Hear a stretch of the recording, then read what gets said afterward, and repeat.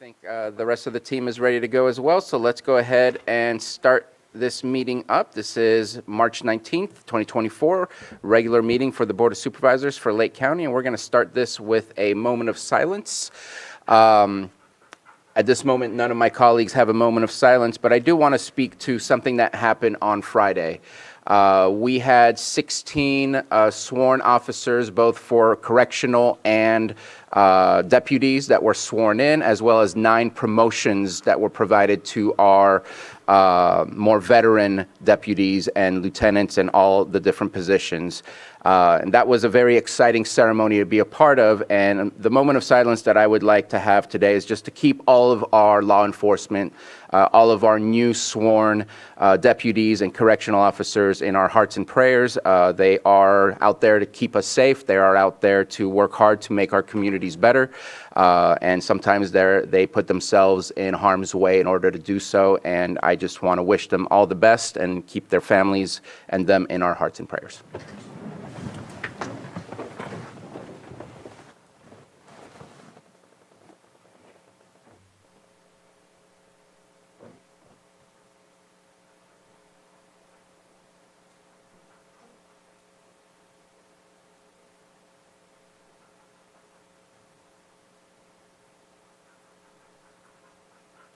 Supervisor Green, would you please start us with the pledge? I pledge allegiance to the flag of the United States of America and to the republic for which it stands, one nation, under God, indivisible, with liberty and justice for all. Thank you for that. And we are moving on to item number 4, consideration of extra items. Are there any extra items from staff or board members? There are no extra items. Okay. And seeing none from my colleagues, we'll go ahead and move on to approval of the consent agenda. Any items any board member wishes to pull for further discussion? I see none. I'm going to open it up for public to also do the same, be able to pull an item from the consent agenda. If you are on Zoom, please click on the hand raise icon. And I see no hands in the chambers and no hands on Zoom, so bringing it back to the board for action. Move to approve the consent agenda as posted, items 5.1 through 5.7. Second. We have a motion and a second. Johanna will get to choose who the second is. All in favor? Aye. Any opposed? Motion carries. Let's start with 6.1 or 9:02 a.m. item, public input. Is there any public input outside of the agenda items that are on our agenda? We will have public input for those at the time those items are taken up. I see no hands in Zoom, and I see no one rushing to the microphone in the chamber. So we will go ahead and move on. Item 6.2, we have Pet of the Week. Good morning. Good morning. Good morning. My name is Officer Murray. I have today a 1.5-year-old pit bull husky mix whose name is Gunner. He's a super sweet, energetic boy. He does really great with other dogs. He's not a huge fan of pigs, which we found out this morning. But he would do great in any kind of home, preferably probably an energetic, high-activity kind of home. He does overall just really great. He does normal commands. He's been with us since January. He does pretty good in the kennels, but he is definitely looking for his forever home. So if you'd like to meet him or any of our other pets, you can see us at 4949 Hellbush Drive or call us at 707-263-0278. Thank you. Thank you so much. He looks very happy. Thank you, Officer Murray and Officer Kopis. Let's go ahead and move on to 6.3, our 9:04 a.m. item, presentation considering annual delinquent sewer and water tax roll schedule and establish staff direction from Board of Supervisors. Welcome. Good morning. Mr. Chair, members of the board. Scott Harder, Special Districts Administrator. I've got Jesse Salmeron, our Deputy Administrator in charge of finance here with me. So this morning's presentation is just kind of an update on where we are and some changes that we are proposing to make to our policy for delinquency collection and when we annually roll delinquent accounts to the tax roll. We received feedback from the board and from customers last year on the time frame and just some of the mechanisms around that procedure. And so we've made some proposed changes. We'd like to run that by you, get your feedback before we go into implementing it this year, April, May-ish. Jesse? Good morning, Board. Thank you for listening to our presentation. Considering the annual delinquent sewer and water tax roll schedule. So in the previous years, all accounts that were 60 days past due would be eligible for tax roll, eligible for a tax roll by the tax roll hearing, which typically occurred in the middle of July. We would send notices out to the customers both in May and in June. Sorry. In May and in June, depending if they were a odd billing customer or a even billing customer. The proposed changes we're making this year is creating a cutoff date for the delinquency. So our proposal is to create a cutoff point for the final bill of the previous calendar year. That would make December the most current bill to be eligible for the tax roll that occurs in July. What this does is it creates a 6-month gap in between the delinquent bill and the tax roll hearing. This also establishes a maximum dollar amount that can be tax rolled, and that dollar amount will be seen on the delinquent notice that we'll be mailing. We believe the tax roll letter will be easier to understand by having a clear dollar amount to be paid down and by providing the customer an extended period of time to bring down the balance. So some guidance we are looking from the board is when to send out the delinquent notices. In the past, like I mentioned, we mailed them out in May and in June. However, we're considering sending them either in April. This gives earlier notice to the customer to pay down the balance, or sending them out in May, which is a little closer to the tax roll hearing, so it's a little fresher in the minds of the customers. We're also looking to hear your thoughts and concerns on our new policy, and yeah. Perfect. Thank you very much. Anything more, Director Harder? No, I think that kind of summarizes it. And make sure to speak in the microphone. The primary feedback that you got from the board and customers last year is that the timing seemed rather short. And if someone was just delinquent, since we bill on a bi-monthly, so it's a 60-day billing cycle, if you were just that far delinquent, you were eligible for tax roll, and that seemed rather punitive. So what we've proposed to do is just focus on the previous calendar year. So, for example, it would be 2023 calendar year, the last billing cycle in that calendar year. If someone is still delinquent come April, May, when those notices go out for balances in 2023, then they're eligible. But if they're not, if they're eligible, well, if they're delinquent on, the first billing cycle in 2024, they're not going to be proposed to be rolled onto tax roll. So it gives them some time to catch their breath, catch up, and not be immediately rolled to tax roll. So a little fairer for the customers, a little easier on our hand because it's not a rolling delinquency that we're trying to track. We're just looking at that block, that calendar year. So it'll stretch it a little bit this cycle, but then it's going to be the same cycle and it won't impact us fiscally in the future. Okay. Any comments or questions regarding the change on policy? Supervisor Simon? Yeah. Obviously, I like the opportunity to get it out earlier so they get that notice, so that's a positive there. And the suggestion also keeping it fresher in the minds of folks as the tax roll hearing is going to come up, I think is also another, I think that's a positive change. So, in support of it. Okay. Any other comments? Supervisor Green? So by eligible, you mean a older debt that you would propose to place on a tax roll? Correct. So rather than catching up with the first quarter of this year, for example, and what you're going to bring back for the proposed tax roll, you're just going to focus on 23? Yes. Okay. May I never be eligible. All right. Thank you. And if I'm correct, 23 will be slightly shortened just for the fact that we did do the defaulted properties, I guess, for the lack of a better term. We did that when? In June, July, sometime like that? Yeah, so there was I a think it captured a portion of it certain that portion of captured- 23. So Exactly. this will be a bit of a shorter one, and then the following year that covers all of 2024 will be the entirety of 2024. Correct. For those that are defaulted. Quick question. So I like it. It fits exactly in what we were kind of looking for. That way you're not sending out an extra direct charge on top or an assessment that's $50, $60. That's a very small thing that could potentially be taken care of, rather than obviously somebody who hasn't paid for 2 or 3 times in a row.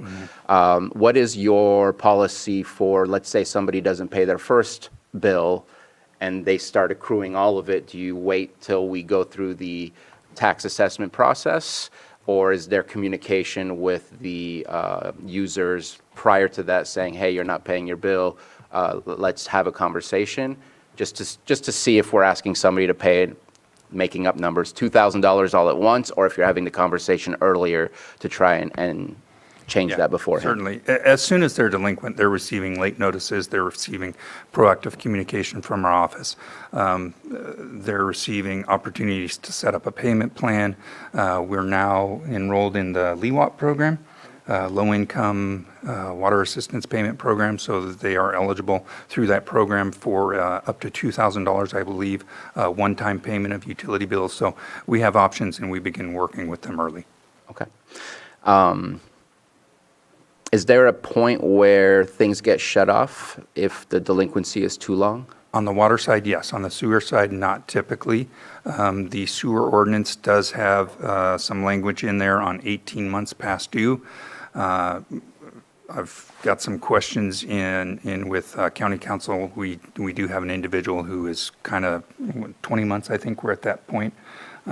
Interesting character, pays with postage stamps and all kinds of interesting notes on his bills and sends it in. So we're looking at how to handle that one.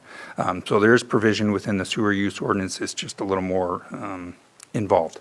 You know, you have to physically go down and cut and cap the sewer lateral, and then you're going to want to get code enforcement and environmental health involved, because without those utilities, they should not be occupying the residence. So. Okay. And then my last question is, I know you just changed the way that you do your billing with the larger piece of paper in an envelope rather than the little postcard that it used to be. Is it possible to the heads up about the tax assessment, mix that in so that you don't have to double the amount of mailing, or does it have to be separate? We could include it. We would probably have to run those batches separately and possibly hand stuff those. I'm just curious. I don't know what would be more cost effective or more efficient. Just wanted to ask the question. It might be more cost effective to run a separate mailing, because I think in order to do it included with the bill, we run that batch, and then we're going to have to hand stuff those particular ones in those accounts. Okay.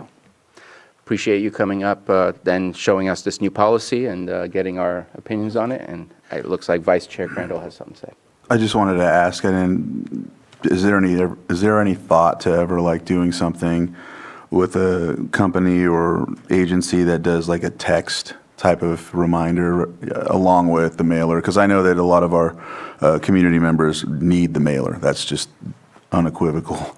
But there's some folks that you may capture in that aspect. But I know, again, it's got to be feasible. I'm not trying to, Yeah. We've thought about it, and I know other departments, Clear Lake Oaks County Waterworks Department uses a system that has the ability for text messaging out.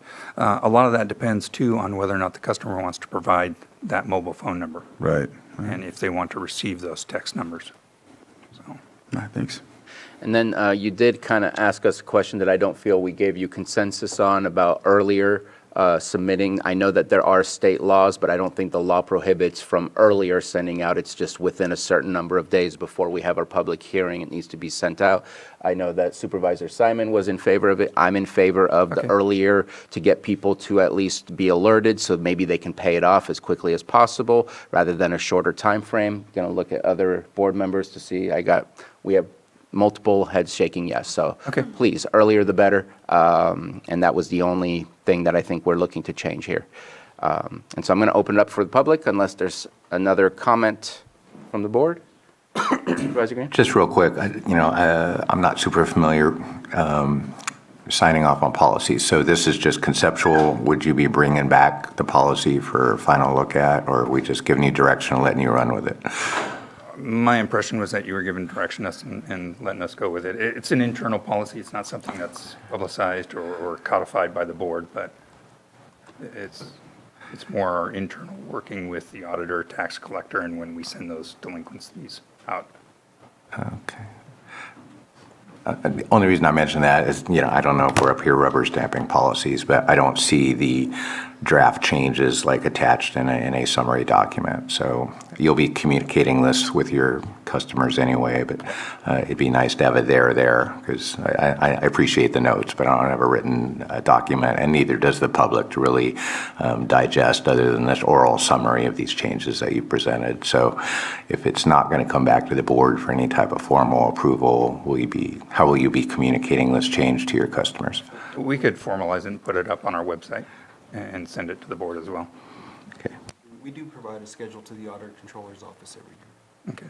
And if you can say that on the microphone.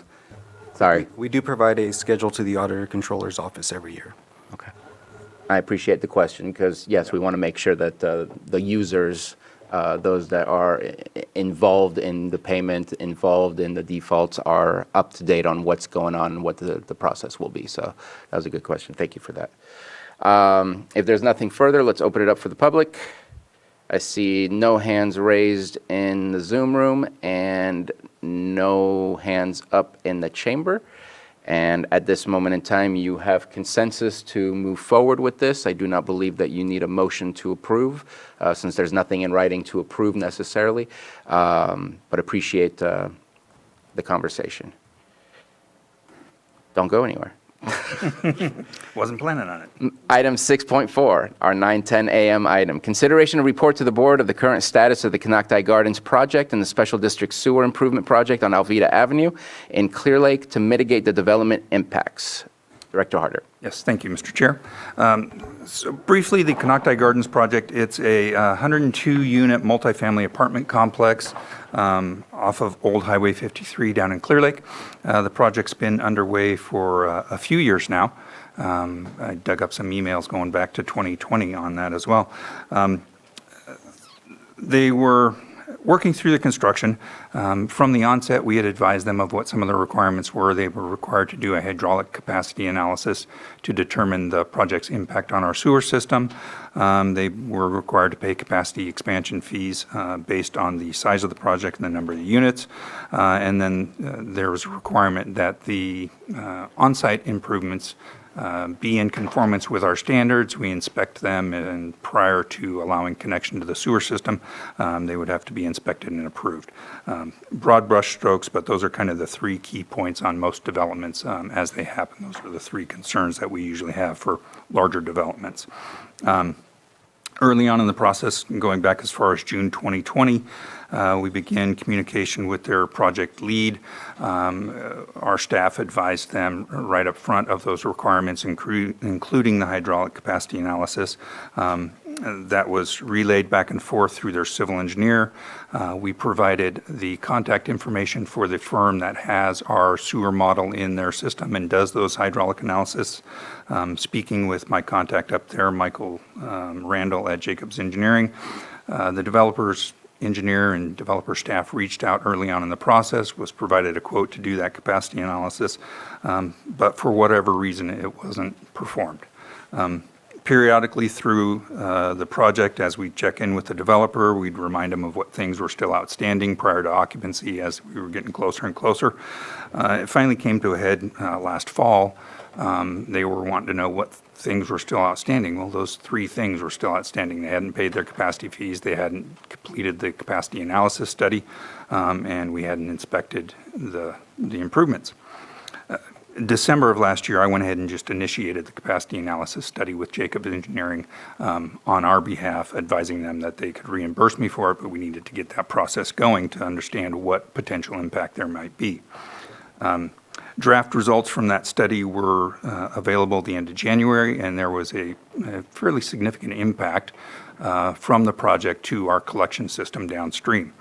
The mitigation proposed is an upsizing of about 2,200 feet of sewer main on Alveda Avenue. It's currently undersized. During wet weather conditions, the project, any increase from the project would cause our sewer system to surcharge and spill. Not acceptable. Dry weather flows, their project still causes the system to exceed capacity in that region. However, our standard for capacity of the pipe during summer flows is 50% full, so it wouldn't cause it to spill, but it would exceed our design standards. Been in contact with the developer since those results came back, and we're working towards a design and construction of those improvements before they can connect. The design engineer's recommendation, or the capacity analysis engineer's recommendation, was that they can't connect until those improvements are done. It would result in a sewer spill, and that's not good for us, not good for the regulatory agencies, not good for the community. So there's a clause within our consultant selection procedures which allows us to directly negotiate with a consultant if it's a continuation of work already done. Jacobs Engineering has our hydraulic model in their system. They've already done that work. That is kind of germane and pertinent to the design of those improvements and sizing the pipes. So I'm working with County Council. We're going back and forth on a couple of items with Jacobs Engineering to get the design contract in place for that construction project to do those improvements to that 2,200 feet of sewer main. That project's timeline looks like construction this summer, hopefully completing by October, maybe early November. It's pushing it pretty tight to get it done this season, but that's the timeline we're looking at, is to hopefully have those improvements done so that then the Canocti Gardens project can successfully connect to the collection system. They have paid their capacity fees. They paid those a couple of months ago. So that item has been checked off. They've been working over the last, I'd say 6 weeks probably, with our staff and their general contractor. We've been doing the on-site inspections. We're at the tail end of that. It passed the mandrel test, so the pipe's in good condition, passed pressure tests and leak tests so that we know that's in good shape. We have yet to receive the video. We're going to get that today, and then we're going to review that. So it'll provide us information on whether or not there's any bellies in the pipe or defects in that regard. So we're close to having our inspection of the facilities completed, and we're looking at getting the mitigation project underway. Okay. Thank you very much for the presentation. Any comments or questions? So I have a couple of questions. You spoke about using Jacobs Engineering for the design process. What's post-design process? Is that same emergency ability to use the same company that did the study? Can that similarly be used for the construction, or does the construction have to go out for RFP? What's that process once the design is done? Just to kind of better understand what that timeline is. The construction has to go out to bid. We're anticipating it's going to cost about $300,000. So within the purchasing policy, there is the ability for the Public Works Department, Public Services Department, or Special Districts Department. We can negotiate a contract for construction work at force account, so we can negotiate directly with a contractor up to $60,000. We can proceed in an informal bid process up to $200,000. So if we anticipate it's going to be less than $200,000, there's a less formal process where we can contact, we can advertise, and we can work with known bidders, and it can still be signed off by the director of one of those three given departments. So it's a little less formal. But with this project anticipated to cost over $300,000, it's going to be a formal bid process. So we will advertise for bids, minimum of 15 days. Hopefully we get multiple bids back. We'll open sealed bids, read those aloud, and then go through the award process, bring it to the board for award. Okay. And so even with that, within the timeline, you still feel that by end of October, possibly early November is a possibility, or is that already a difficult timeline to keep? Because if it's past November and it's the wet season, are you able to continue that type of construction where you can finish at a later time? And At that point, the infrastructure would be set and ready and prepared for the capacity needs of the apartment complex.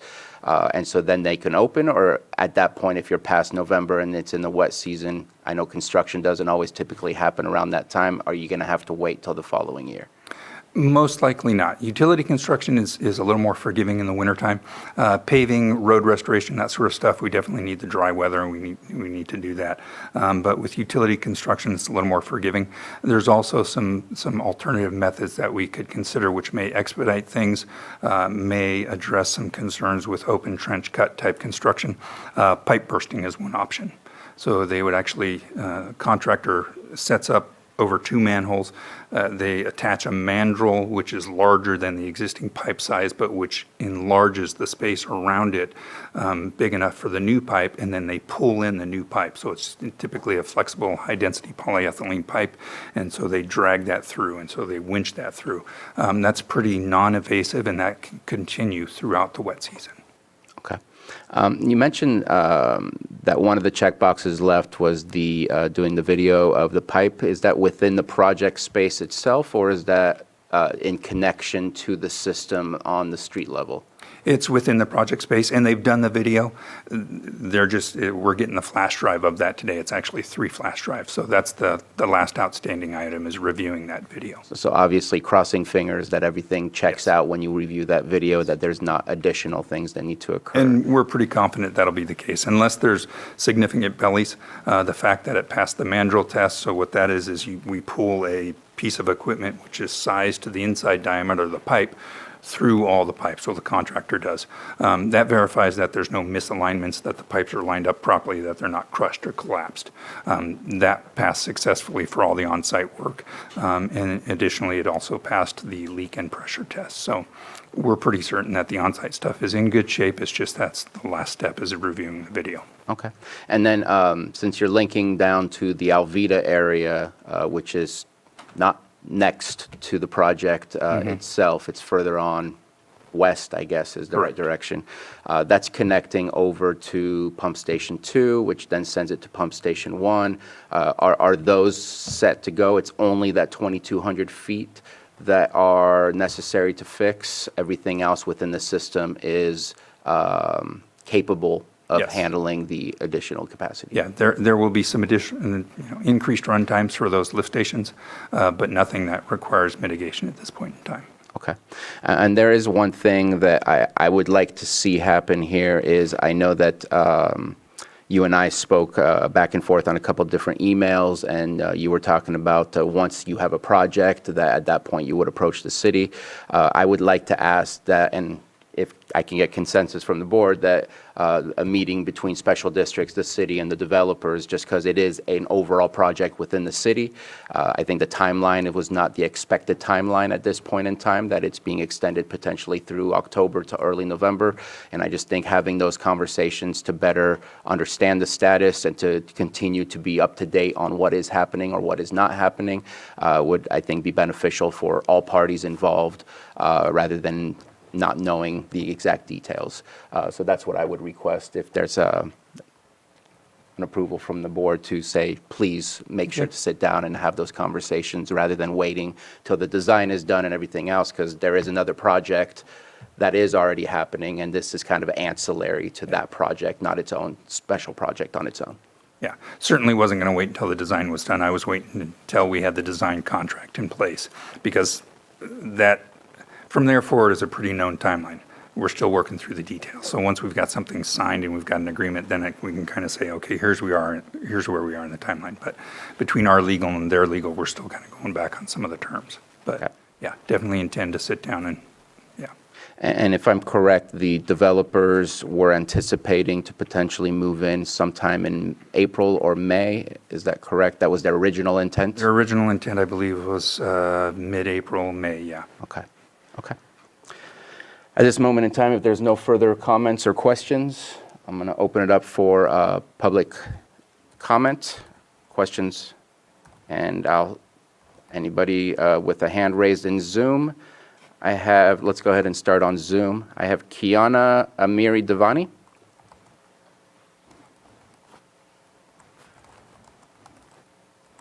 Yes, good afternoon, Board of Supervisors. My name is Kiana Mary Devani. I'm with Myers Nave, speaking on behalf of our client, CRP Affordable Housing and Community Development. We appreciate your time and consideration of this report. However, some of this information is new regarding the hydraulic capacity analysis to be conducted by the developer. As Mr. Harder was indicating that conversations have been going back since 2020. However, at no point was it indicated that this hydraulic capacity analysis would be the responsibility of the developer. We're checking on that. As in terms of the last recent 6 weeks, we've had communications with Mr. Harder, and it wasn't communicated to our client. And we are worried about this impact on the need for occupying the housing project. Obviously, as many of you are aware, affordable housing is a huge problem in the state of California, and to delay this project would be to delay occupancy for hundreds of families in the community who are in need. So we respectfully ask that the board not take any action on this consideration item and have further conversations with Mr. Harder and his team to discuss what the feasibility would be to potentially connect the project and have occupancy starting in April or May, because it would be due during the dry season, which would not have a huge impact or any impact of connecting in until the wet season. And by the wet season, hopefully the mitigation project will have been completed. Thank you very much for your comments. We have Brian Chuisano. Apologize if I mispronounced that.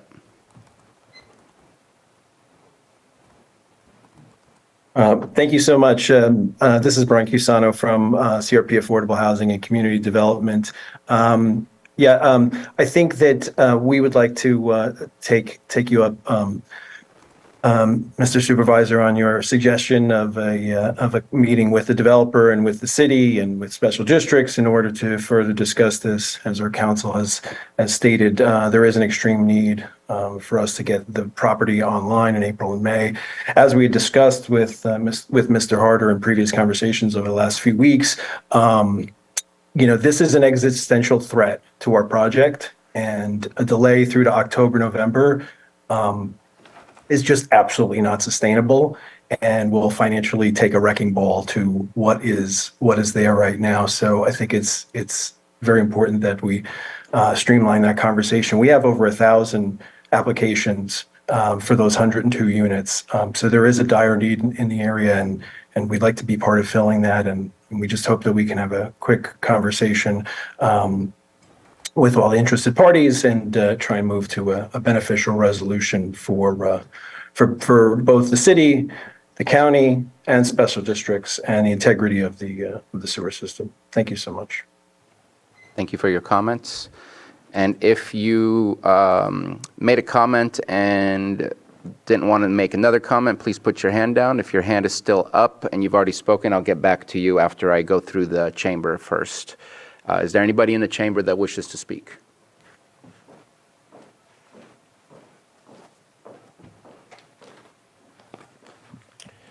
Morning, Chair, Sabatier, board members. So as Mr. Harder mentioned, this project started initially in May of 2020. We did initial site plan review in early 2021. Special districts issued a conditional will serve letter in March of 2021. And I want to go through some things because there's some facts that the board needs to know that haven't been shared with you today. Special districts did issue a deferral of the capacity expansion fees until the certificate of occupancy was issued, and that happened back in August of 2021. The civil improvement plans were signed by the city, the water district, the fire district, and special districts in June of 2022. And really at that time, there were three sort of important improvements that were needed for the project. There were some fairly significant upgrades to Highlands Water's system primarily for fire flow, to meet fire flow standards. There were some traffic impacts that needed to be mitigated. And as was mentioned previously, there was the possibility of issues in the sewer system that could only be defined by the capacity expansion, or the capacity analysis that was mentioned. And so all of those have been resolved except for the sewer system. Late last year, there was a discussion of what it would take to get the certificate of occupancy initiated by the developer. And special districts listed the three things that Mr. Harder mentioned earlier. And I quote, though, first and foremost was payment of the expansion fees, which totaled over $1 million, which were paid. And then again, just to refresh, besides that, the capacity analysis being complete and then inspection and testing of the system. So as I understand it, the capacity analysis has been placed, the responsibility has been placed on the developer by special districts. But I think it's important to understand that in order to complete that analysis, special districts has to provide information to the developer's engineer, the sewer model, in order to complete that. And so ultimately, special districts ended up contracting with Jacobs Engineering to complete the analysis on behalf of the developer. So what are the results? A portion of line along Alveda, it was determined would exceed 50% capacity in the dry season. But that's not the whole story. The report also says that that happens right now. Existing conditions cause that to happen. And the additional impact of this project on that section of pipe is 4.4%. The project, or the analysis specifically says, we could quote from it if you would like. I would encourage you to get a copy of it and look at it. It also says that this portion of the system is over capacity with or without the project. And, you know, to paraphrase another section, for existing conditions related to wet weather analysis, giving these vulnerable conditions in the existing system, we recommend improving this pipe with or without this project. So we have a problem in the system. There wasn't enough leadership to get this analysis done in a timely manner like the other impacts of the project so that they could be resolved. I'm not specifically pointing fingers on who should have done that, but it should have been done. And here we are, less than 30 days from potential occupancy of 52 units. All 102 units are on track to be occupied sometime in May. This developer has been given assurances that this was not an issue as long as special districts can complete the project in October and pay a portion of the cost, which they've agreed to do. But today we have a little different story, and we have a $40 million investment in our community that hinges on this sort of new information, and it's impacting, as was mentioned, hundreds of low-income residents. I think special districts and the Board of Supervisors need to figure out a way to provide occupancy to this project as was expected, and move heaven and earth to get this project done. And I do want to mention there hasn't been communications with the city about this, but this pipe lies underneath a road that was recently repaved by the city, and per our municipal code, special districts is going to have to completely replace that road edge to edge, which is going to significantly increase the cost of the project beyond $300,000 to $400,000. Thank you for your time. Thank you for your comment. Anyone else in the room have a comment? And I see no further hands up in Zoom as well. Oh, please, come on up. Joan, you don't need to wait for me to call on you. Thank you.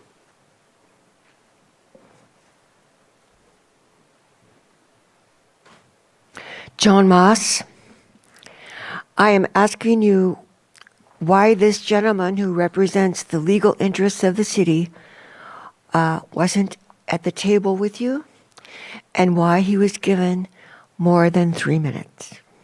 Thank you. I think he did a very good job and mentioned some very important things. I think he should have been up there with you, so if more than 3 minutes would have been okay. Thank you for your comments, Joan. This is not the City of Clear Lake's presentation, so I wanted to make sure that those at the seats were those that were doing the presentation. I did not have a timer on me, and in fact, if it was a fire district or the City of Clear Lake or the City of Lakeport and it's a project that it impacts them, I would definitely want to give them the time to be able to express themselves. It's been done before in the past, and I think that we should provide that respect to those agencies as well. There's no further comments. Bring it back to the board. As I stated, I think that we need to see the three entities sit down and discuss it. I hear the city manager's request, and I think it's a rock and a hard place. Connecting creates a whole different situation that we've unfortunately seen multiple times in the past with the atmospheric rivers that have come through.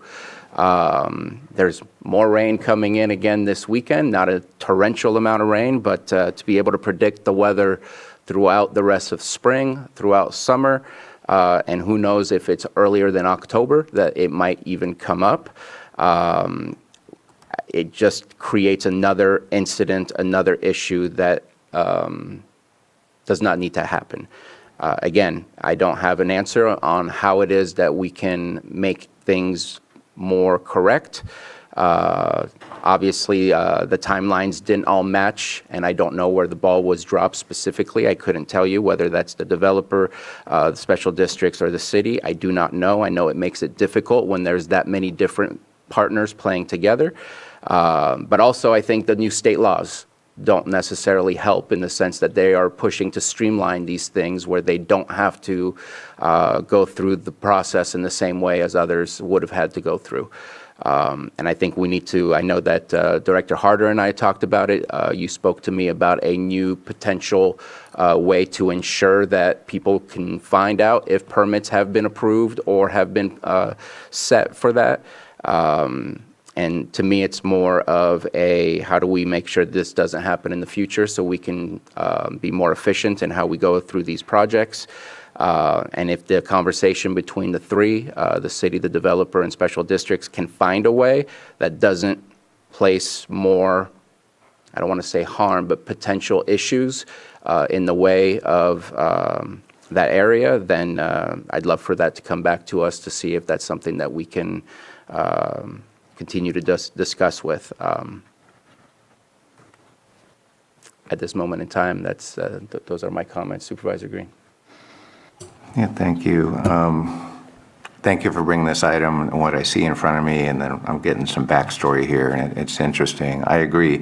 Affordable housing projects, for better or worse, this was pitched ministerially. It's exempt from CEQA. I think an initial study that would have captured all this and pointed out a roadmap for the various parties to come together on what it's going to take to get this across the finish line probably would have been beneficial, because when we just say it's all ministerial and we'll figure this stuff out on the fly, most of the developers in the affordable housing space are on these razor-thin margins, and so this I can understand the concerns that have been stated here, both by the developer and the city, and I don't think the CEQA exemption worked to anyone's benefit in this particular case. If I understood the ask correctly, and I don't know if it's going to come back to us in a more formal manner, it's what can we do to get an occupancy letter while we figure out how to expand the system. And so the initial request, meet and confer and try to figure that out, I think is appropriate, but I think it's also appropriate to say, I don't know what the technical aspects would be of allowing them to proceed with at least partial occupancy of the complex while we figure out how to expand it to its ultimate thing. That seems to be what they're asking for. So I'd be interested to hear how that discussion goes. Any other comments? Supervisor Simon. So there was some public comment here today in the room, and Scott, I just don't know if you want to respond to any of those comments that were made about timing, information, or anything. I saw you shaking your head on a couple of comments, so I just want to make sure that we talk through this process. As far as mitigating pre-construction and other things, having city, if it's a project in the city, I absolutely think they need to be at the table to talk about these things. But in the information provided today, from day one, on the permits that were given, this was a potential to happen. So Yes, it was made on very- there as 1, 2, and 3. It was made So, very clear. as a developer, you're always looking at worst-case scenarios, I would think, of, well, these are potential projects that I may have to really pay attention to, especially with the sewer hookups, because if we have a spill in Clear Lake, the first people who are going to be here are the leaders in Clear Lake saying, why is there a spill in my city? So understanding that process and understanding it's really important. Yeah, yes, the hydraulic capacity analysis, it was good to have Brian actually on Zoom because Brian was the contact between him and Ron Conway, the civil engineer for the project, that we had those initial discussions with. And we've got emails between my staff and Brian and Ron indicating that the capacity analysis is required. This is who you need to contact. This is who does it for us. And it's not that the developer needed information from us. Actually, we need information from the developer, or what we do is we put them directly in contact with the consultant who does that hydraulic analysis. So Ron Conway, the civil engineer for the project, gets in contact with Michael Randall, Jacobs Engineering, provides the information that Michael Randall needs. They put that into the hydraulic analysis model that they have of our system, and then they identify what the potential impacts are going to be. So that was made very clear from June of 2020 that was the process that was going to be required. Like I said, I don't know why it wasn't followed through with. I do know in speaking with Michael Randall that the developer did contact them. They did get a quote for doing the work, never greenlit the agreement. They never proceeded with it past that point. Why, I do not know. There are other projects obviously happening in the city of Clear Lake, typically trying to move forward. Correct. There will be, so making sure that communication. So I'm in support of those pre-construction meetings happening with the city of Clear Lake to talk through these issues with all departments, because as we know, we had a developer in here not long ago, Canocto Red Hills Road. Conversation about improving the roadway was a big conversation, so, all right. Yeah, and then Burns Valley project, another apartment complex down there. Very successful project. We worked very well with the developer. Same situation, same information was provided up front. That process went very smoothly. Yeah. No, and appreciate the question. Thank you for asking that. I'm looking forward. I don't want to look backwards. I want to make sure that we don't have a situation again in the future where we have almost fully built homes that cannot be occupied because of something that was missed, no matter who it is that may have missed it, just for the fact that we want to create something that can be utilized and benefits the community. This has some negatives that come along with it. And so I want to figure out, how do we solve this? How can we shrink the timeline? How can we help you get over? That's why I was asking, can we use the same emergency processes? I know that we do have certain emergency powers. Not sure if we can use it for this, but anything that we can do to hurry the process. I don't want to solve one problem to create another, but I definitely want to help solve this problem and make sure that we also find a new enhanced way to not get into this same position again. And so I want to keep pushing forward. This is a frustrating situation, but again, looking forward, not pointing any fingers at any specific. I don't have enough information, but please keep us posted and let us know, because if there's anything that the board can do to help facilitate expediting the process, then I would say approach the board. Okay, yeah, no, I appreciate that. We're doing the same. We're looking to see how we can expedite this, make this construction project happen as efficiently and quickly as possible, get them occupancy in a way that doesn't put the county at liability and risk for potential spills. That's a big concern. And then, like we discussed earlier, we're already implementing policies. We're using this as a learning. We're setting certain things in place that this should not happen again. Absolutely. There's nothing further from the board. And thank you very much, and keep us posted. All right, thank you.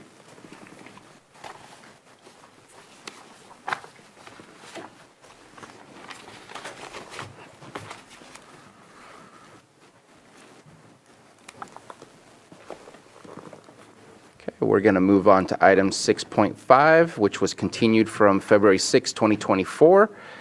This is our 9:45 a.m. item, public hearing, consideration of an ordinance amending the purchasing ordinance Article 10 of Chapter 2 of the Lake County Code to include increased purchasing limits, additional definitions, modify requirements for exemptions from competitive bidding, and additional procedures for informal and formal bidding.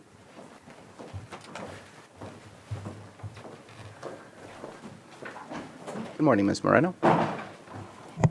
And our Auditor Controller, Genevieve Harrington. Good morning. What is that? Oh, yeah, that's right.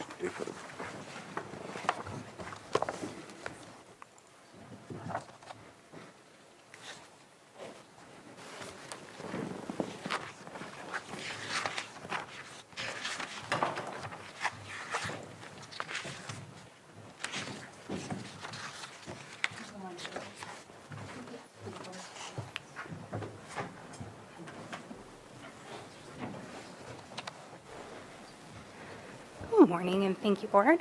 So we are presenting the changes to the purchasing ordinance from our last time here on February 6th. The track changes did not get published on the board agenda, so I have it up on the screen. Is it sharing? As well as I put some copies over here where the public comment is, and handed out copies to you as well. So a few of the changes. Is this good? Perfect. Closer. My mouth. Okay. So a few of the changes are to 2-34.1M, which is the purchase order definition.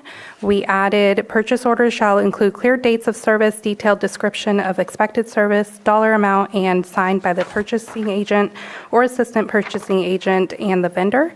Purchase orders are acceptable when another type of agreement is not obtainable after reasonable efforts have been made. The next change is to 2-37.4.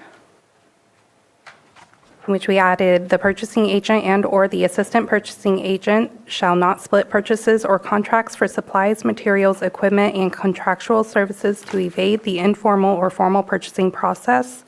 Purchases or contracts for the same supplies, material, equipment, or contractual services from the same vendor throughout the year are subject to the corresponding solicitation method under Section 2-39.1 based on the purchase or contract amount for said year.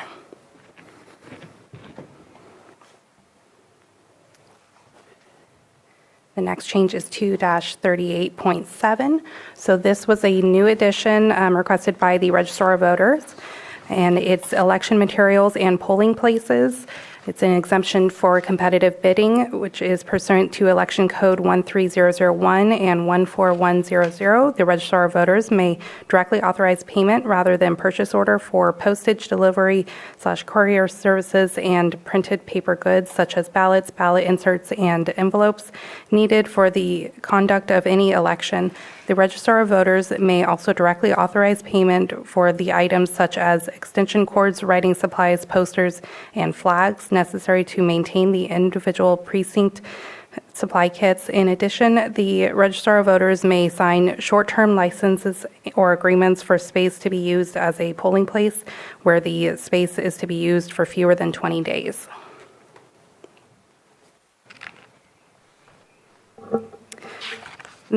To Section 2-39.1B through D, there were changes, changing it from a contract shall be approved by County Council as to legal form and sufficiency, and we changed it on B, C, and D to read a contract for services or purchase order under this expenditure shall be approved as to form by the Office of the County Council.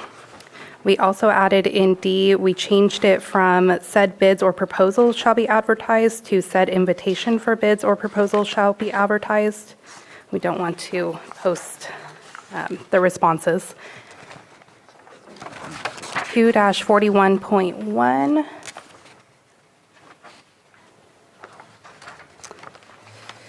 We changed it from for the purchase of supplies, material, equipment, and contractual services, which requires soliciting formal written bids as specified in Section 2-39.1C, where the department knows what they are specifically looking for. The following procedures shall be observed.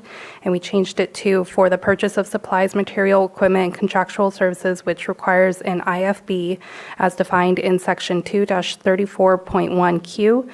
Through a formal bid process, the following procedures shall be observed.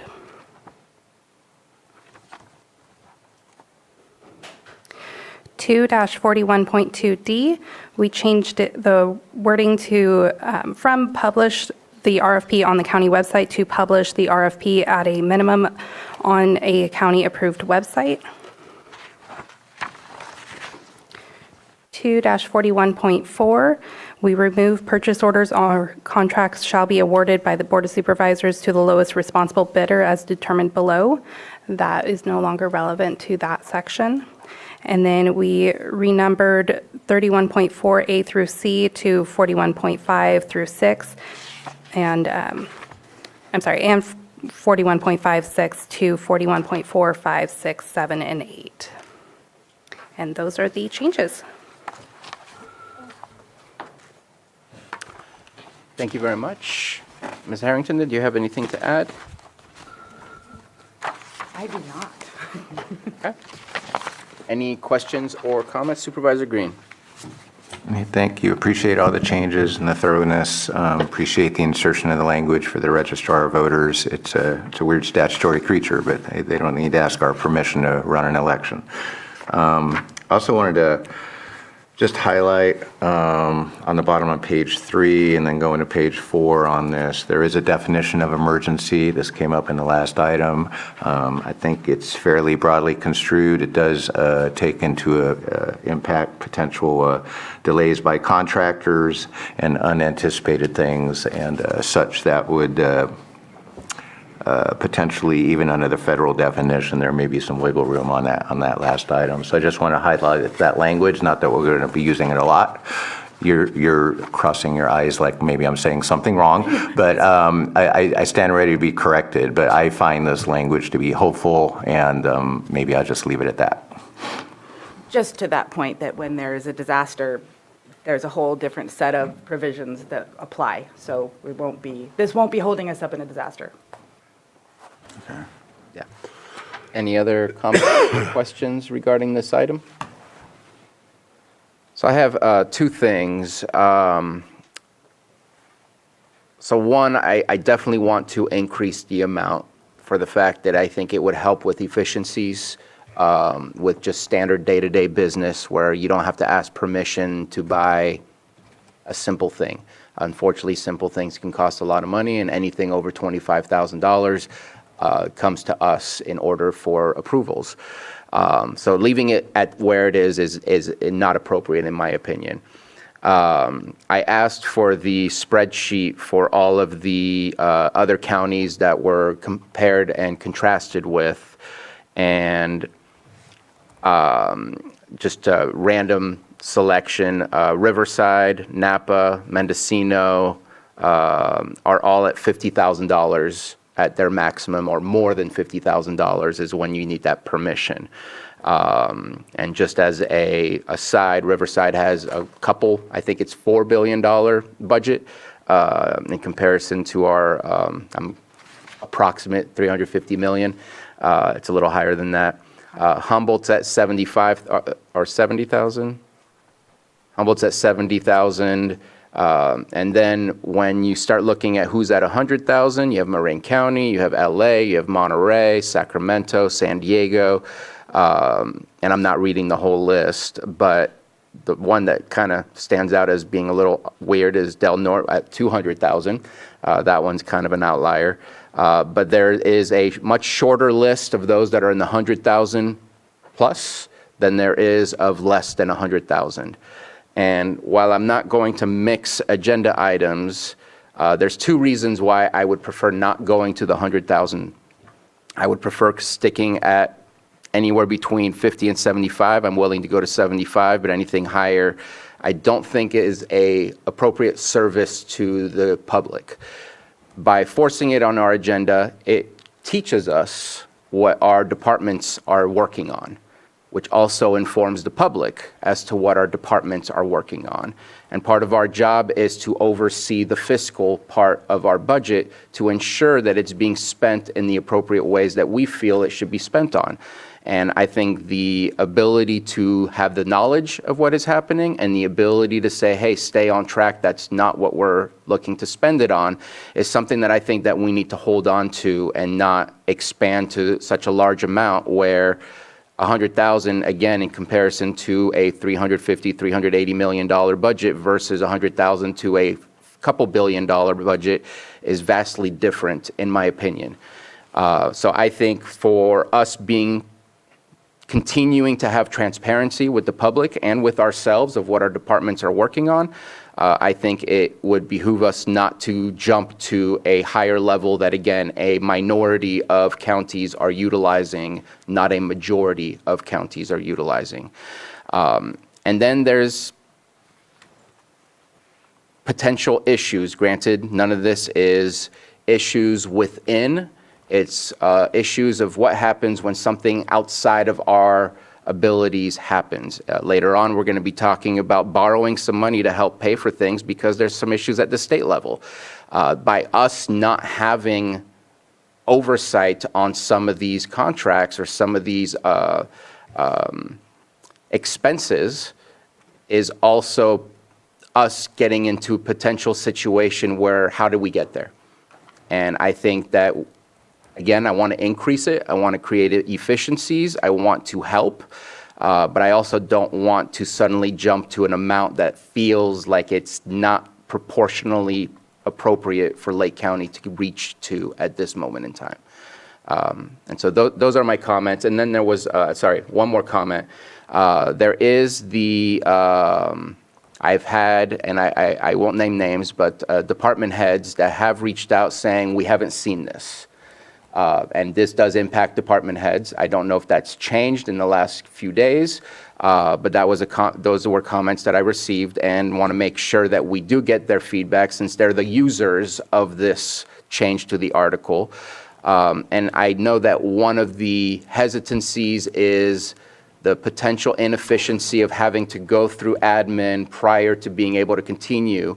And that's, I don't know what's the appropriate way. I know we need to correct some of our past behavior when it comes to RFPs, especially I'm kind of drilling on the RFP process.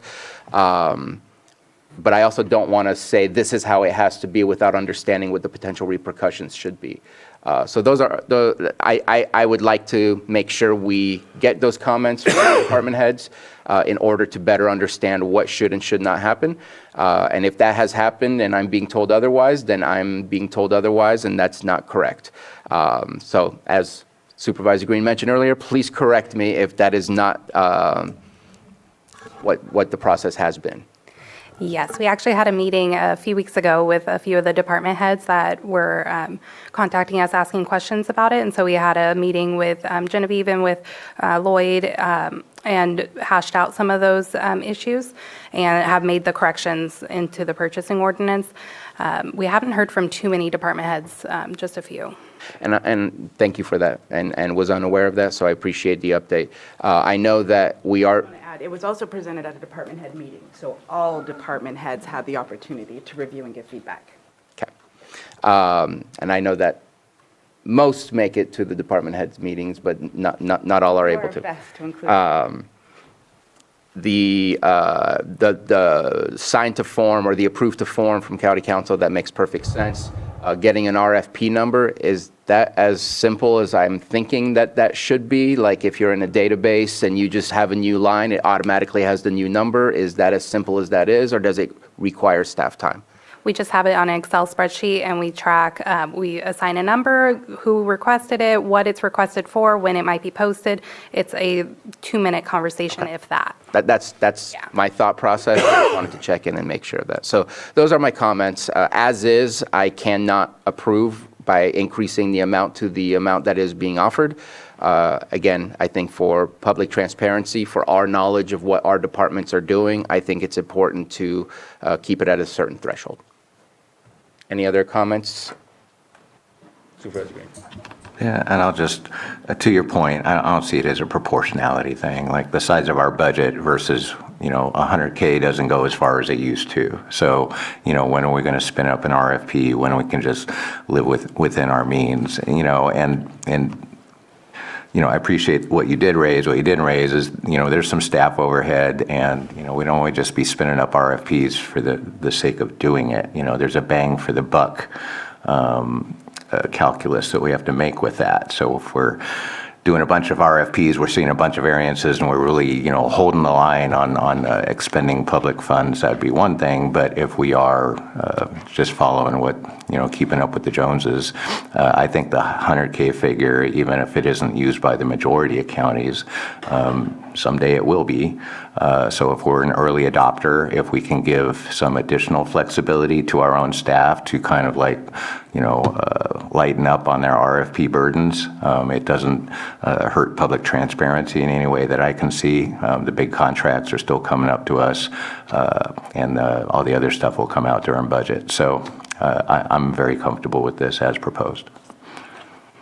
One clarification on the RFPs, they've been required at 50,000 and are still going to be required at 50,000. We're not changing those limits. What we're changing is when it comes to the board. So if they had to do an RFP before, they still will. I stand to be corrected. Again, thank you, but thank you for that clarification. I heard a mic switch. Was there a comment, CIO Parker? If I may, with regard to the public knowledge of what our different departments are doing, I think once we have our infrastructure strategic plan, which will be updated quarterly before the board and the public, will help inform not only each of the departments, but the community as a whole. Thank you. And some of the additional tracking that we're doing, just the contract managing overall, is helping with some of the oversight. So you feel like you might be losing a little bit by not seeing every contract come this way, but it is being, there is additional oversight that wasn't there before. So in conjunction with increase in threshold, there is going to be an increase in oversight and tracking. And so it's not just a one-sided situation. Okay, thank you very much. Any comments? Oh, Supervisor. Any comments from the public on this item? I see no hands up in the Zoom room and no one getting up in the board chambers, so I'll bring it back to the board. Move to waive the reading of the ordinance and have it read in title only. Second. Okay, we have a motion and a second. All in favor? Aye. Any opposed? Nay. Motion carries, and let's read the title. Okay, it's an ordinance amending Article 10 of Chapter 2 of the Lake County Code to include increased purchasing limits, additional definitions, modify requirements for exceptions from competitive bidding, and additional procedures for informal bidding. And then move to advance the second reading of this ordinance to the next regular meeting, which is next Tuesday. We have a motion and a second. All in favor? Aye. And any opposed? Motion carries. Thank you very much. Thank you for all this work. This was a lot. It is. The screen so I can take my flash drive out. How do I get back to the screen so I can take my flash drive? All right, next we're going to move on to our 6.6 item, 10 a.m., consideration of a presentation from Nielsen Merksamer on the 2024 legislative session, state budget, and potential bills of interest. I deeply apologize if I butchered that last name.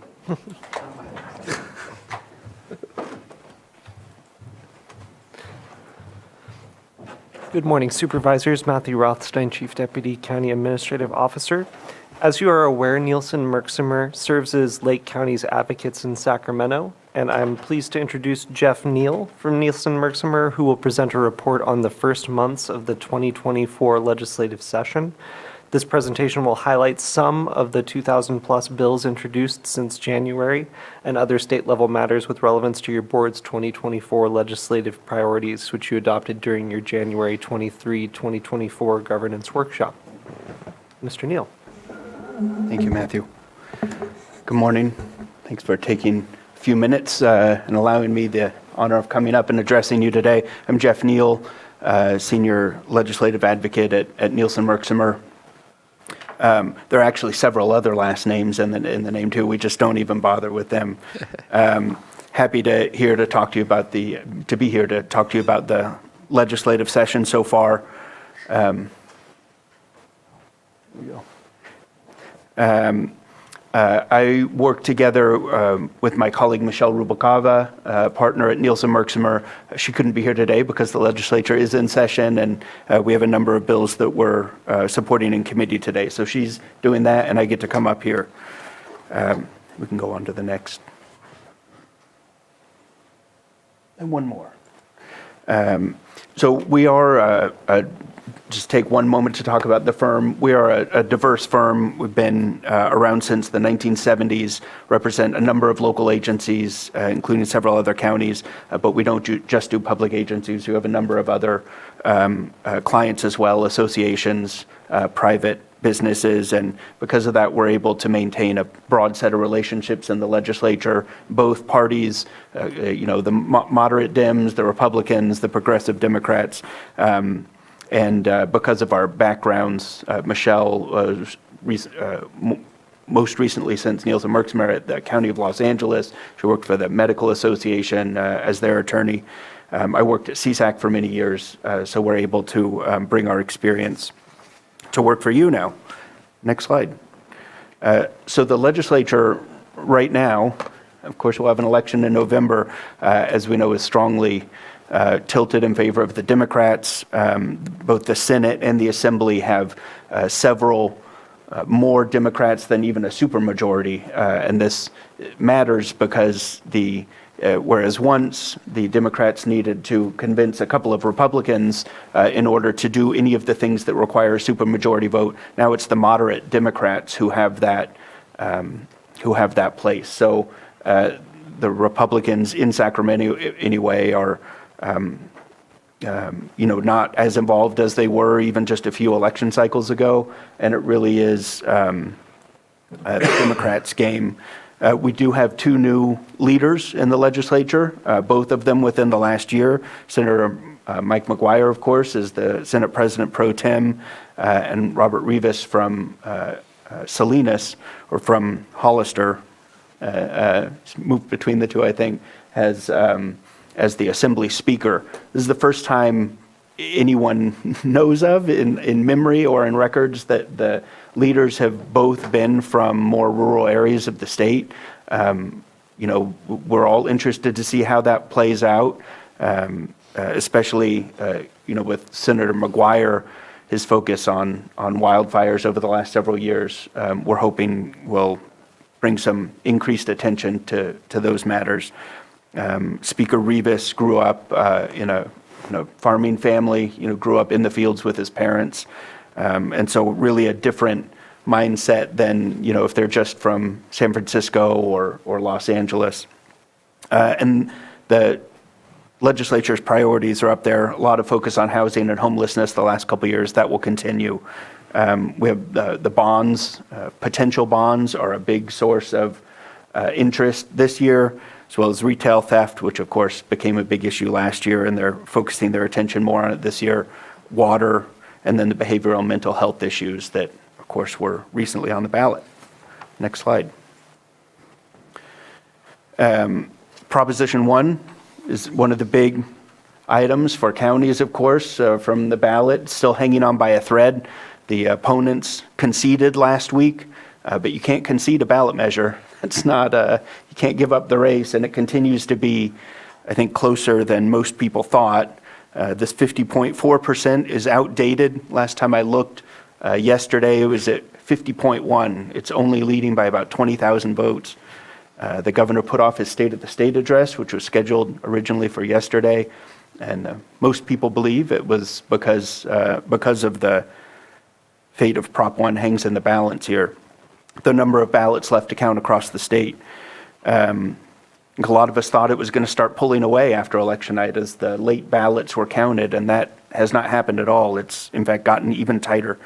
But there's a lot of change coming to the legislature. Between last the last election cycle and this one, after November, or I guess starting in December, we'll have almost half of all the legislature will have changed over just across 2 elections. It's partly because of the timing. The new term limits were put in place 12 years ago, and that's the new term limit. So a lot of those folks are changing out. It's not really half of the legislature because several of those new senators are coming from the assembly, but it still changes that body considerably. And in fact, if sort of the common wisdom holds about who will win in many of those elections, one of the houses, the Senate, will actually have a majority of women for the first time ever in California. It'll be 21 out of the 40 senators will be women.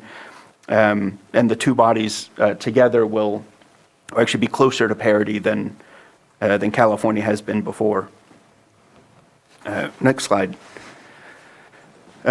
So the biggest piece, what's really controlling the conversation in Sacramento is the massive budget deficit. After a couple of years of massive surpluses, one of which didn't actually exist, but we didn't know that because of the when they did the last budget, they didn't actually know how much money the state was going to have. They had less of an idea than they usually do because of the IRS deadline moving from April to the fall. So this $73 billion budget deficit is really 3 years of deficit rolled into one. 2 of the years weren't known about before because of that filing delay by the IRS that the IRS decided. And of course, California followed suit for the state's income tax deadline. And so the governor's January budget proposals included significant cuts, large reductions to K through 12, in fact, K through 14 education, a lot of cuts to housing programs, which I think surprised some folks given the governor's focus on housing programs over the last few years, and really significant both cuts and deferrals to climate and resource programs. Some of those are cuts and delays, and some of them are really moving what's currently in the general fund to be funded from other sources like the Greenhouse Gas Reduction Fund. But last week, after this presentation was finalized, the Senate released their plans for their early action. You can save a little bit more money by acting before June. They're proposing to adopt many of the governor's least painful proposals, including taking some money from the state rainy day fund,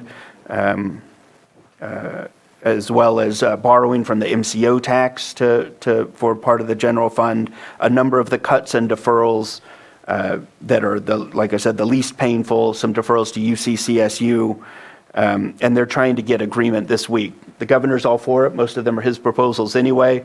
Didn't come out and exactly say that, but he's given that indication, and it really puts the ball in the Assembly's court and how they want to deal with it. They have to pass at least the updated MCO tax by essentially by the end of this week. Next week is the legislature spring break, and that MCO tax needs to be changed because of some federal deadlines that are coming up. So the rest of it, they'd like to pass no later than the week after that, so they can get some of the savings from the current fiscal year before the budget year, and have a little bit less to deal with in June.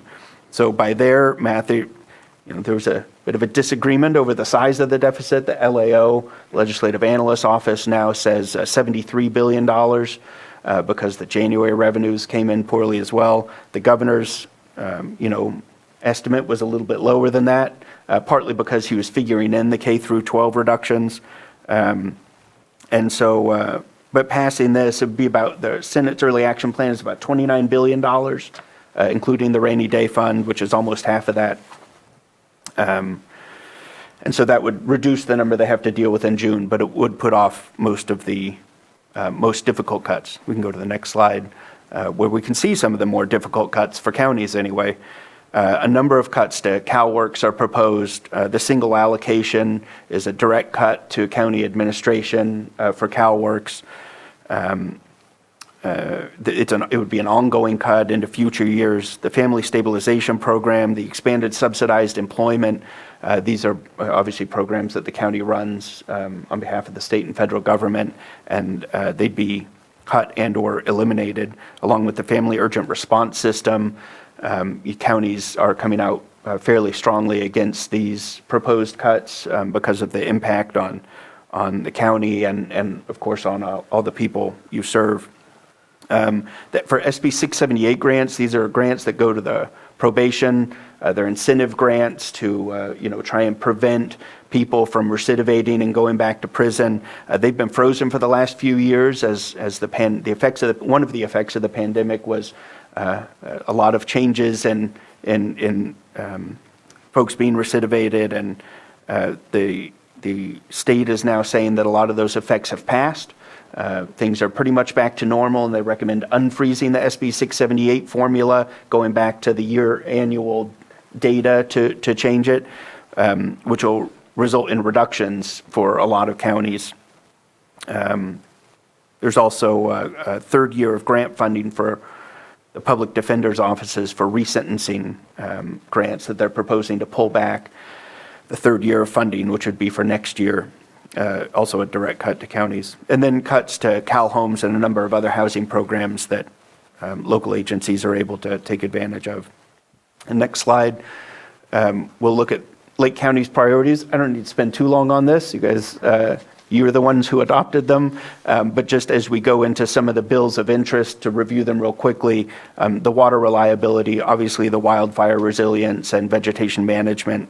Not a lot of bills yet on Lake Pillsbury, but we're trying to get some of those conversations going. Housing, homelessness, economic development, and the opioid fatality crisis that the state's facing are all items that were on your priority list. We can go to the next slide and start looking at some of the bills that are out there that might be of interest. The first two are the bonds. These were talked about a lot last year. They're still being talked about a lot this year. One of the things that's affecting the calculus on these bonds is, one, what's the right size? That's been the question the whole time. A lot of folks in the legislature are definitely interested in putting some kind of resources, climate, forest, wildfire, water bond, all of those things in one, or several of those things in a bond. The tight race for Prop 1 has got people talking quite a bit about the voters' appetite for bonds. Polling remains good for some kind of resources, climate, water, fire bond.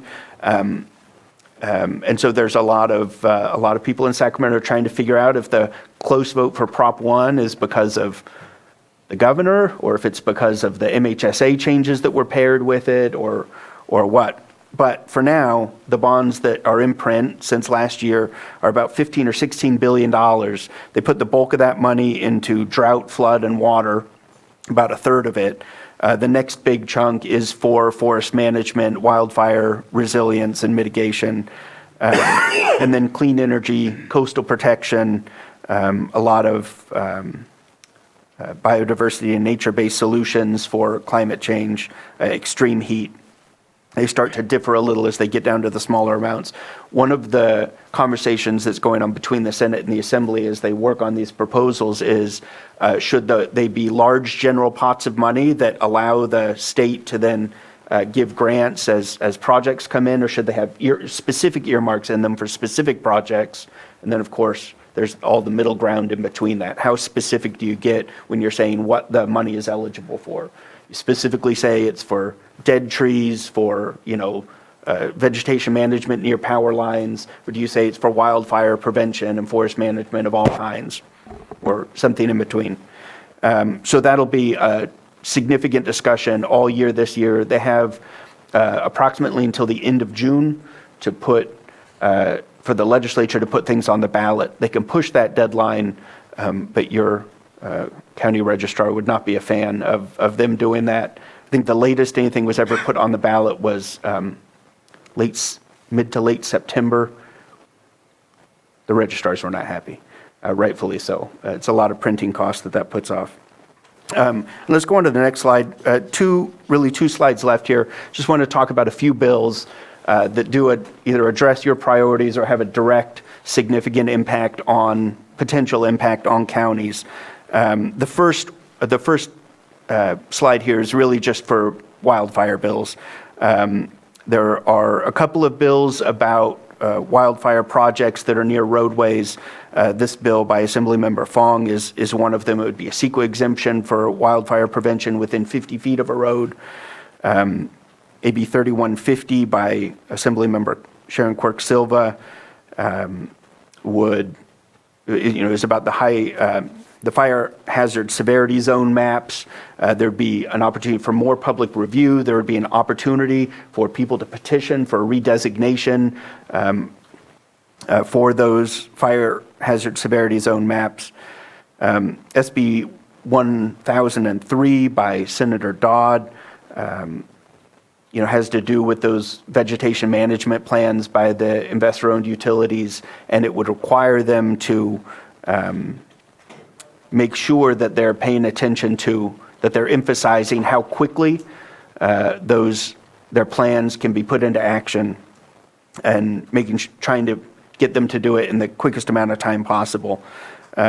Important to note that all of these bills are essentially in their first form. As we go through the legislative process, go through policy committees, they hear from stakeholders, both opponents and supporters.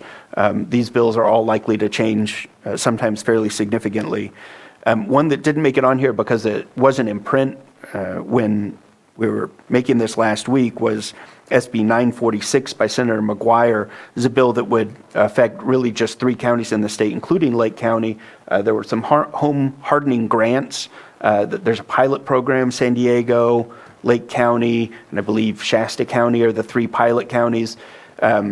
This bill would say that those home hardening grants are not taxable as personal income because unfortunately they are currently, and that really mitigates the benefit of it when you get some grants to make your home safer from fires, and then you get a tax bill for a couple $1,000s. That's pretty tough. So that one was just amended late last week. Wanted to mention that one. And then the last substantive slide, just about some bills on other topics. AB 2871 would allow counties to create overdose fatality review teams. This is to deal with the overdose crisis in the state. I think 11,000 plus people in California died last year of overdose fatalities, double what it was just a few years ago, and that was double what it was just a few years before that. This is a permissive bill that's modeled on the review teams that counties have for other types of deaths, where it allows different departments and some outside stakeholders too who are appointed to the review teams to share what would otherwise be confidential information, medical information, just within the team, so they can figure out, make recommendations about what the county can do to try and bring those fatalities down. AB 817, which I believe Lake County supported last year, or is in support of, is moving through the process this year. There was a change in the chair of a key committee, and eased the passage a little bit. So that got through its policy committee in January, and obviously have to do with remote participation for Brown Act meetings, making that a little easier. AB 2514 exempts counties under 70,000 population from the organics diversion targets. I believe that's a RCRC-sponsored bill to help deal with that difficult timeline under that bill, under 1383. And then the last one is employment bill, AB 2561 by Assemblymember McKinner, say that if counties or any public agency has bargaining units where the vacancy rates are above 10%, which from conversations I've had with counties are pretty much every county, that the county has to meet and confer, create a plan to fill all of the vacancies within 6 months, and then implement that plan in those 6 months. I think this is an example of a bill that will change considerably as it moves through the process, if it moves through the process, because it would have an extraordinary effect, I think. I think it would be very difficult to implement. Might have unintended consequences that the author doesn't intend. Why did they pick 10%? That's a fantastic question.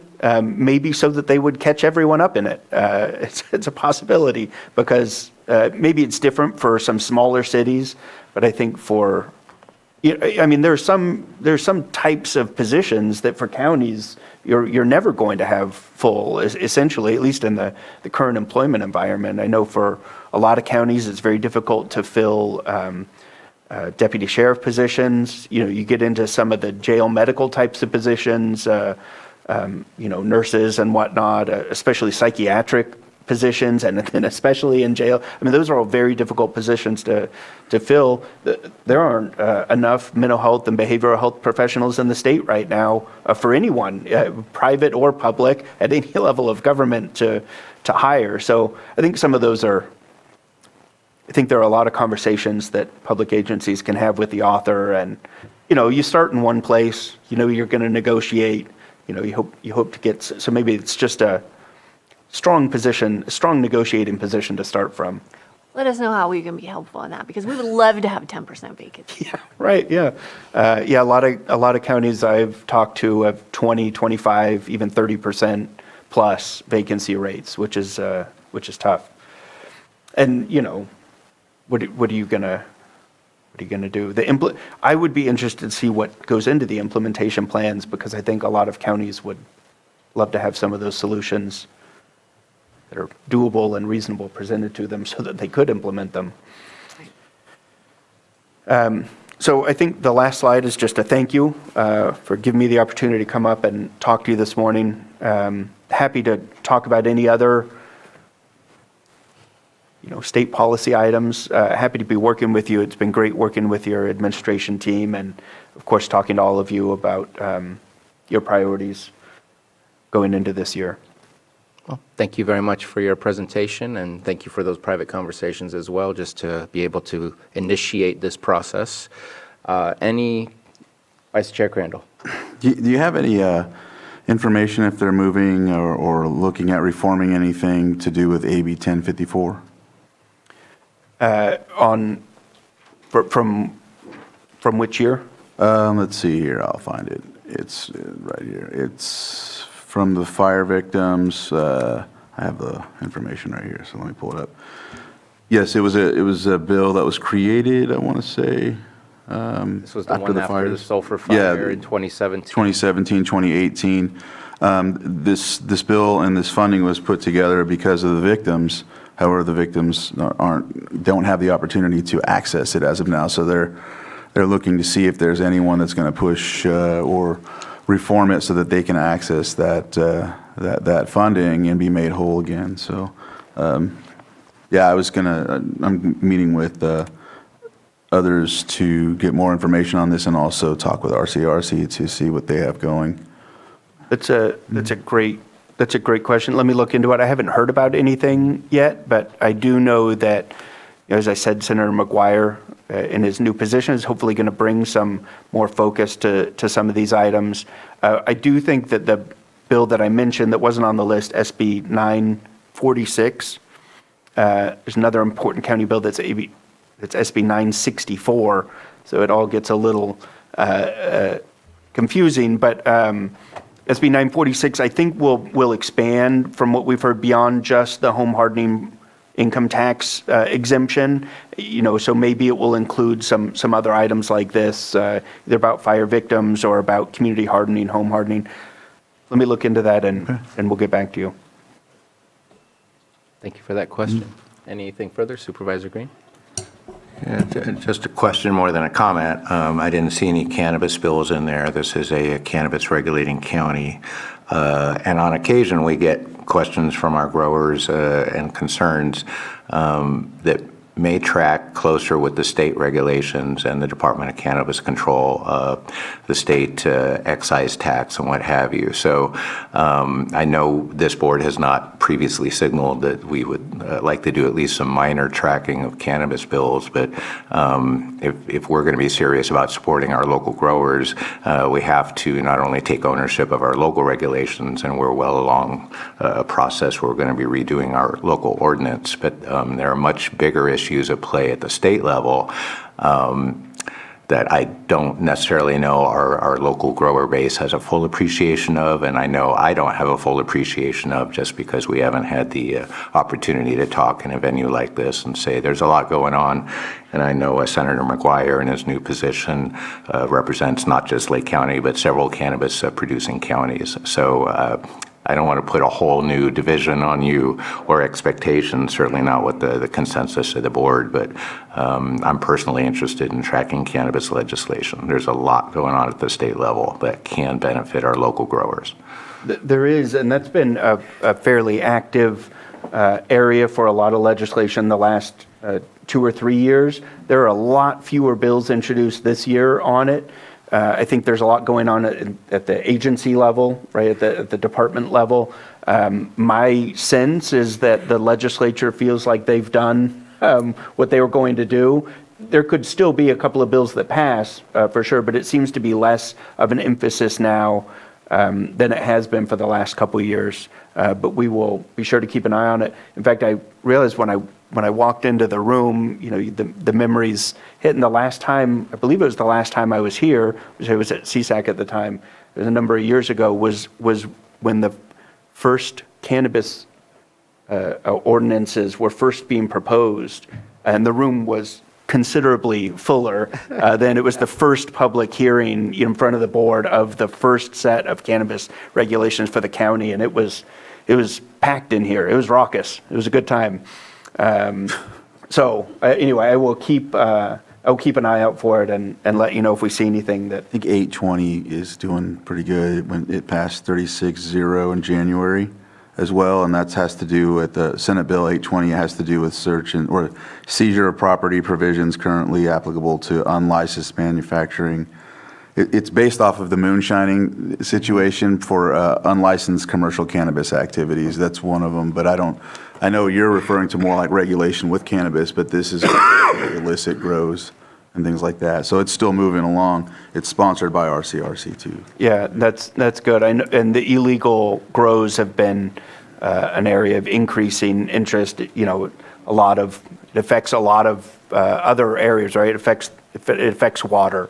It affects some of the violence issues in some counties in particular. You know, it affects the environmental issues as well because of the unlicensed grows use. I always say it's the dark cloud that we can't even gather any data on, but we know it's contributing to a lot of our issues throughout the state and in our local governments as well. So yeah, it's to get control over this would be really helpful. I also asked state representatives and even the governor, like, activate the National Guard to help with this. I mean, like.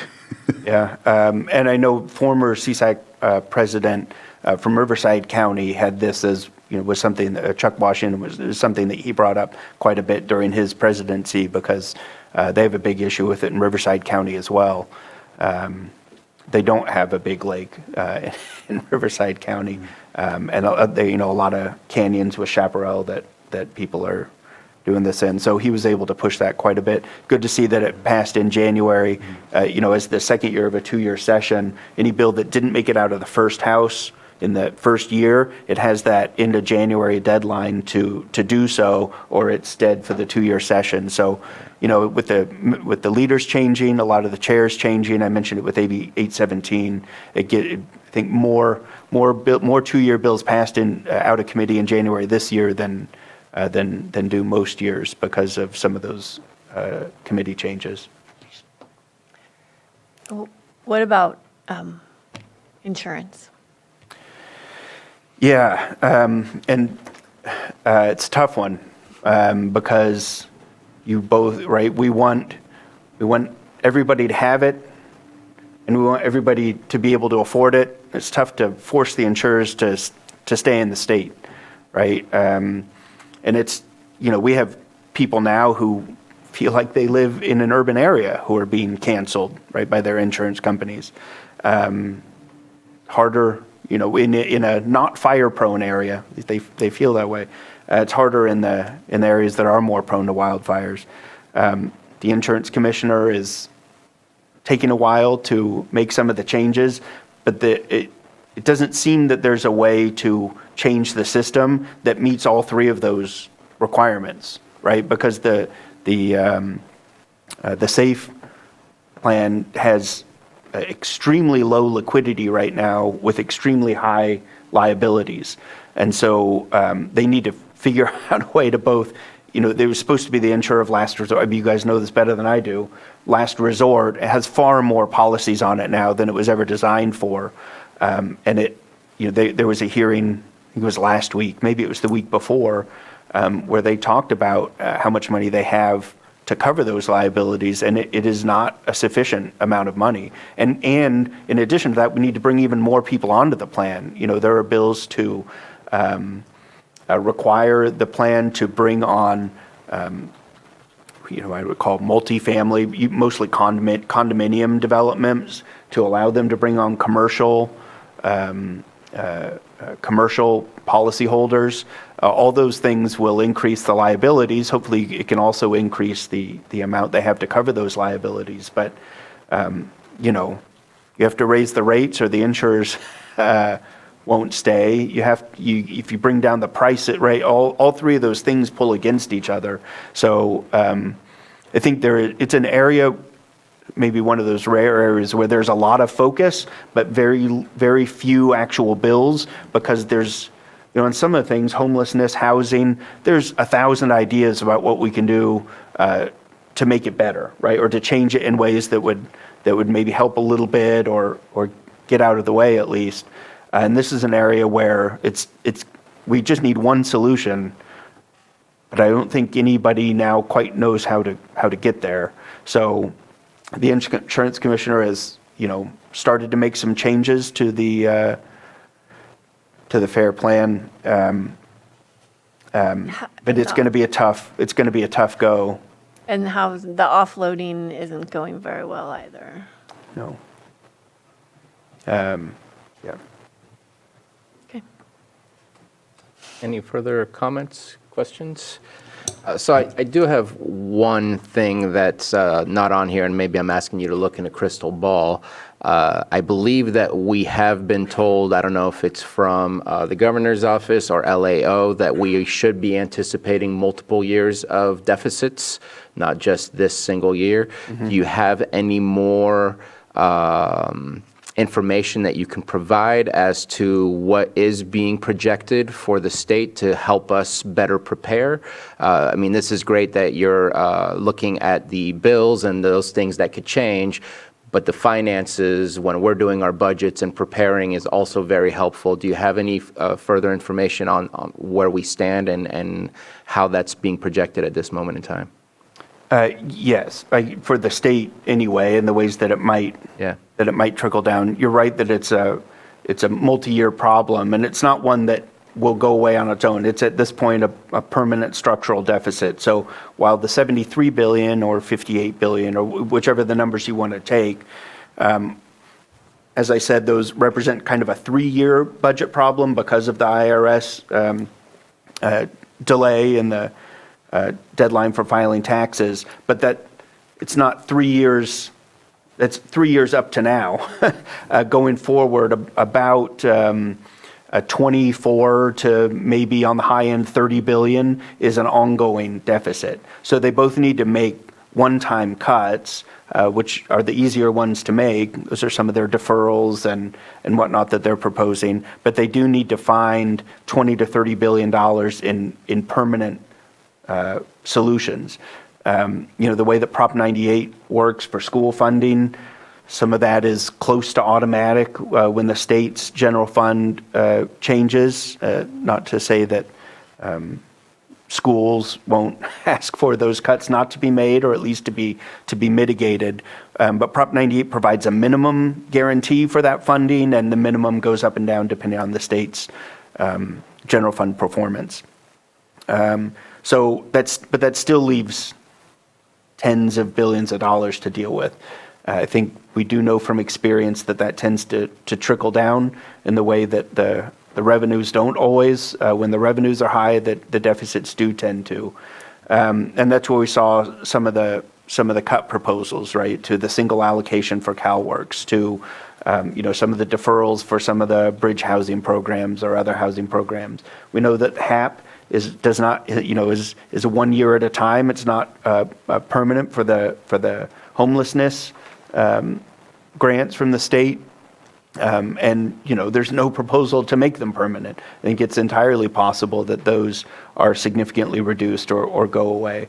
Those are almost the easy ones to do because they're not in law in future years, right? You just stop funding it. So I do think the counties, in particular, because of our close fiscal and program relationship with the state, should prepare for lower amounts of money from the state to perform even the programs that the state requires you to perform. There is an effort underway right now between all the county associations, CSAC, RCRC, and the urban counties of California to try and reinvigorate the process for claiming mandates from the state. There's when the state tells any local agencies they have to do something and they don't provide revenue to do so or fee authority. While there are a lot of exceptions to it, I want to be real upfront about that, there are a lot of exceptions to it, it is still in the Constitution that they have to provide the reimbursement. And under the last administration, under Governor Brown's administration, they kept that requirement top of mind and tried to pass policies in a way that didn't mandate that counties do things, or that when they did, they came with funding attached. I do think that the current administration has not been as focused on that. There have been a lot more mandates that have come down, many of them with insufficient funding or none. And so I think that has sparked an interest in trying to get some of those things funded at the Commission on State Mandates. I mentioned that's not the whole solution. It's not going to make county budgets whole. It is one thing that we're starting to look at, as your representatives in Sacramento, about how to at least help on some of these issues. So that might address, for example, care court is one of the big ones that's coming down. See, the cohort 1 counties have already implemented it. There's going to be some expenses with that the state isn't providing enough money to cover all of the expenses. They're providing parts of it, but not all of it. I think there's some other issues like that where the mandates can be helpful, but I do think that, obviously we will continue to resist some of the cuts that will affect counties most acutely, but and those are some of the things that we will keep an eye out for and let you guys know about, so you can tell us which ones we should spend most of our time and effort trying to change their minds about. But I was at CSAC and that whole decade of the 2000s to 2010, there were deficits just about every year at the state level, and they seemed to get bigger and bigger every year as we went. State policy was a lot different back then. It was a lot harder for the state to pass a budget. That didn't help. But those are very difficult years, and I think we might be in for a couple of those here coming up. Thank you very much. Anything further? Michael, did I cut you off on something you would say? I just wanted to thank you for the good times reference to the full room we had back then. There were times, they weren't always good. I was wondering if Supervisor Simon felt the same. Those were the good times. Good times. Let's open it up for, anything? No. Open it up for public comment. I see we have one hand up, Betsy Kahn. No, I'll get to you in a second. Just pointing to you, saying I saw you. Mr. Chair, am I allowed to speak now? Yes, please. Sorry about that. Thank you. I was confused by your last statement. Our many rural counties, almost all rural counties, are profoundly impacted by the exportation of medical care, where our hospitals are not providing local surgery and in-house services, and that impacts our fire protection districts because they are the ones who provide the inter-facility transfers and ambulance services. They no longer have that ability to do that. In Lake County, it's putting a significant pinch on the levels of service.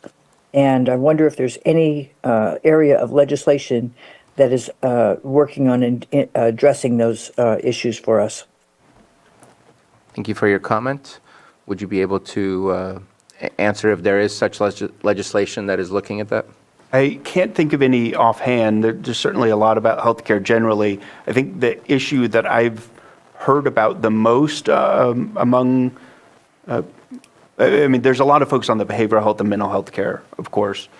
I actually think it most closely related to the public comment there is a lot of focus, although no bills that I know of right now, on the maternity wards that are closing all around the state. I think something like 24 in the last 4 years, and another 24 in the or more 30 in the several years before that. But not to the general or acute care generally.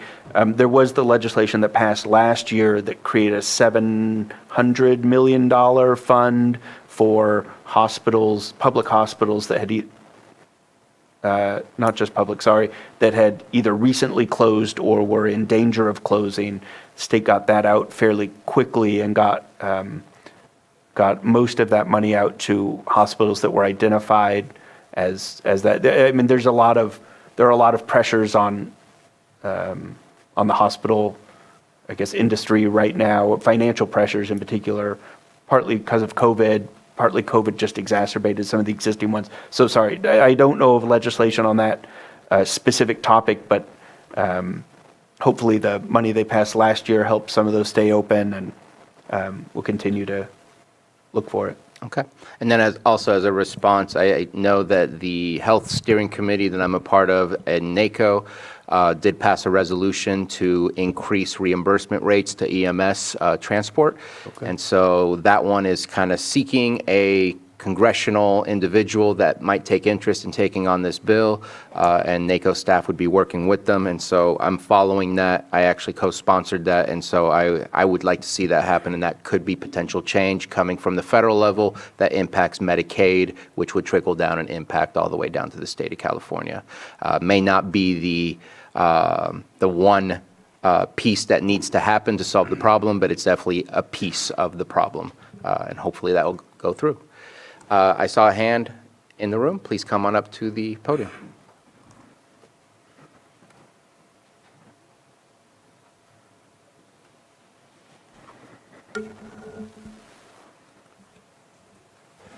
John Moss.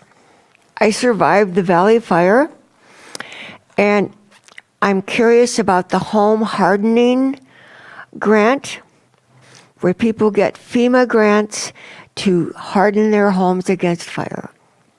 What I want to know is if the grants need to be paid back. I just stood in line and waited and listened to the lady. And she said, well, you know, if you get a grant, you ultimately have to pay it back. And so I appreciate the public comment, but that would be a question directed towards Cal OES and the group that is working on that. This is not necessarily going to be the appropriate venue for that question at this moment in time, unless Supervisor Pyska, I know you're heavily involved in that, unless you feel otherwise. The pilot area is the Kelseyville Riviera, and so that's the only area where this program is. You don't know if you have to pay your FEMA grant You back? don't have to pay it back. It's a grant. It's not a loan. It was then too. No, I think we're talking about different programs, but the home hardening that's going on right now is only in the Kelseyville Riviera. It was FEMA, as I understand. I want to ask a second question. I have recently been out of commission, but I want to know if California is operating its government at a deficit at this point. And I believe that we just stated that we are in a deficit. That number depends on who you talk to. Could be as high as 78 billion, or it could be as low as 53 billion.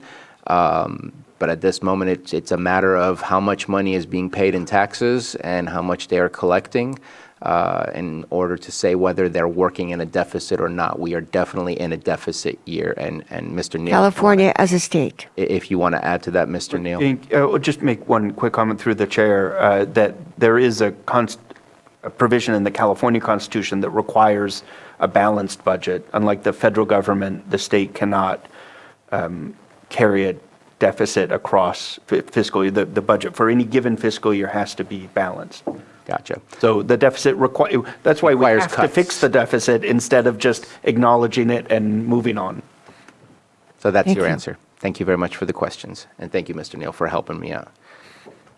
I see no further hands up in the chamber or in the Zoom room. And so that will complete this item. Thank you very much for your presentation and for looking out for our priorities at the state. Appreciate it. Thank you. And we're going to take a 10-minute break. We will reconvene at 11:05. Let's go ahead and reconvene our meeting. And we will continue from where we left off, which is item 6.7, our 10:15 a.m. public hearing. Consideration of resolution approving the application for funding and the execution of a grant agreement and any amendments thereto from the 23-24 funding year of the state CDBG Mitigation Resilience Infrastructure Program, and B, authorize the county administrative officer or designee to submit the grant application. We do have a request to continue this item, but I will allow Ms. Loxton to go ahead and speak to that. Thank you. Terry Logston, Chief Climate Resiliency Officer and Tribal Liaison. The County of Lake is eligible for a $2.3 million allocation under these funds. However, the authorizing resolution requires an exact grant ask in it, and we don't have that yet. Late last week, we had the opportunity to receive technical assistance with the funder and discovered that several of the plans that we had hoped to be funded under this program, although they are listed in our hazard mitigation plan, the plans are not eligible for funding. So we're taking that out, and we're looking at the projects that we do have in the grant application to see if we can beef them up a little bit. So we're asking to be continued until next week. Okay. I'm certain. And I do see here that we have March 26, 2024 at 1 p.m. Does that need to be changed? Yeah, to 10 a.m. Okay. And if there's nothing further, I'm going to open it up for public comment regarding the continuation of this item. I can't seem to find Zoom. There we go. No hands in Zoom and no one getting up in the chamber. So bringing it back to the board for a motion to move the item to next week at 10 a.m. Move to continue this item to Tuesday, March 26th at 10 a.m. Second. We have a motion and a second. All in favor? Aye. Any opposed? Motion carries. Thank you. We'll see you next week. See you next week. So that ends our timed items, and we will go on to items. And if you guys don't mind, I'm going to start off with item 7.3 since we've had behavioral health in the room. Let's start with that one. Consideration of general fund loan request of $3 million and loan of $1 million from Department of Social Services Realignment Fund. And with that, if we can get behavioral health to come up to take a seat.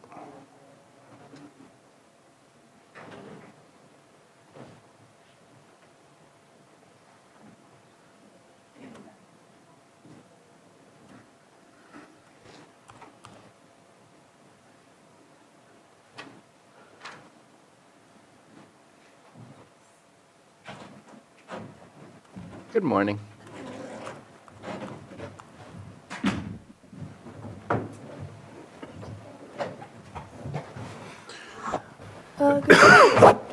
Is this okay? Good morning, Mr. Chair, Board. Actually, would it be possible? There is an attachment on the item that I'd like to project. It is the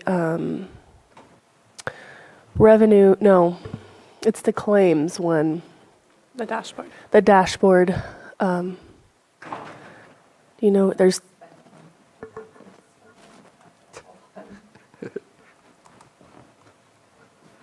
So, the memo hopefully perfect. Thank you. The memo hopefully describes our situation. We are well aware that this is a much less than ideal situation. However, we continue to work on a resolution of the billing issues. And I guess at this point, any questions? Since the memo does describe our situation, so any questions, we can help to clarify that. And with me, I have Christine Andrus, who's our Deputy Director over Administration, as well as Amber Madero, Amber Madero, who is our Fiscal Manager. Thank you very much. Are there any questions based on the information provided for the item? I see no questions or comments. I think, Vice Chair Crandall? yeah. So just reading through it, I was just asking, I wanted to ask just one thing, is that if we're not able to get reimbursed by them sooner, do we just ask for another amount or something? How does that work? That's a great question. Perceive? I would hope. Can you speak into the microphone? I would hope with what we currently have, that we are billing and that we have fixed, we are getting in a regular routine of billing monthly now, that with corrected claims that are going up and coming back, that we wouldn't have to come back and ask for more. Okay. Further to that, I would offer that we'd be happy to come back on a schedule that you all determine if you wish to give an update about this. But it's hard to foretell, but as best as we can foretell, we believe that we shouldn't have to come back and ask for more money. Okay, thank you. Anything further? So I will make some comments. First and foremost, this is not an issue within the department. I just want to make that clear that this is an issue with state reform, state changes that have not panned out in the cleanest, most efficient ways for us to be reimbursed. I did reach out to CSAC to ask about what's CSAC doing about this. In fact, I appreciate you bringing this to us because CSAC was not necessarily very well aware of this situation, but has found further information to say, yes, this is a known problem. Nobody's really reached out from other counties asking CSAC for help. I didn't ask for help, just checking in to see if they were already taking any initiative to try to advocate for counties to get things changed. There's definitely no promises that things will be resolved. In fact, we already provided some of the reserves for you to help out with a similar situation. I think the situation has evolved. It's not exactly where we were back, I think that was November or December that we did that. That's correct. And so I do worry about the state, the conversation we just had with the deficits and the cuts. Granted, these are bills that have been appropriately and timely provided that should be paid within the fiscal year that we're requesting to get paid from. And I'll just be blunt, I don't have much faith that the state cares to hurry. I think we will get our money in the long run, but I don't know that they care to hurry. So I think that I know you and I talked about this, about the potential coming from the board schedule. I'd love to hear monthly from behavioral health of where we are, because right now we're looking at a total of $4 million with help from general fund, help from social services, and a little tiny portion from health services as well. And that's to cover us all the way through June. And I think we need to be aware of when do we need to transition to, and I don't even want to know what that transition looks like, because it's unfortunate that means decrease of services of some kind of how to deal with this if they're not paying us. I don't even know what that looks like, but none of it sounds good to me. And I don't even know what that should look like. But I think if we continue to have the conversation to stay apprised as to things are changing, things are not changing, then that can provide us the need to put together a committee to meet with our state delegates to bring something up further up the ladder at CSAC, whatever that case might be. But I just, What you provide is important. I don't want to lose what you provide. But eventually, there's not much more that can be provided to take care of something that the state's not giving back to us without eating up other services from other departments and such. And so I think it's important that we just stay apprised as to what the status is and how we can change things if we need to change things. Supervisor Pyska? Well, and also in the memo are these 3 steps that we need to follow up with immediately, and I think we need to be really assertive and aggressive beginning today. And given the state's financial situation, which we've been mentioning for months now, it's important that we have reserves and we maintain reserves because this could just be one of many situations that come. And so I'm glad that we have been really fiscally conservative over the last couple of years, building up our reserves so that we have the ability to cover through these difficult times. So, file the complaint with the Mental Health Advisory Service Authority.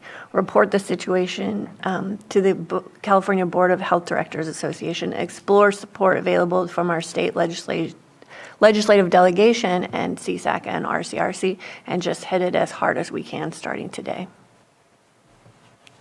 Thank you for those comments. I agree. Just as a note as well, we're kind of continuing to do information gathering with other counties that are involved in this system. And so far, all other counties are experiencing the same challenges. Amber has really taken the lead on that. Even counties that purchased revenue and billing services, which we did not because we have always done it and very successfully, they have the same issues. So it doesn't appear to matter who's doing the billing. It's still not going through.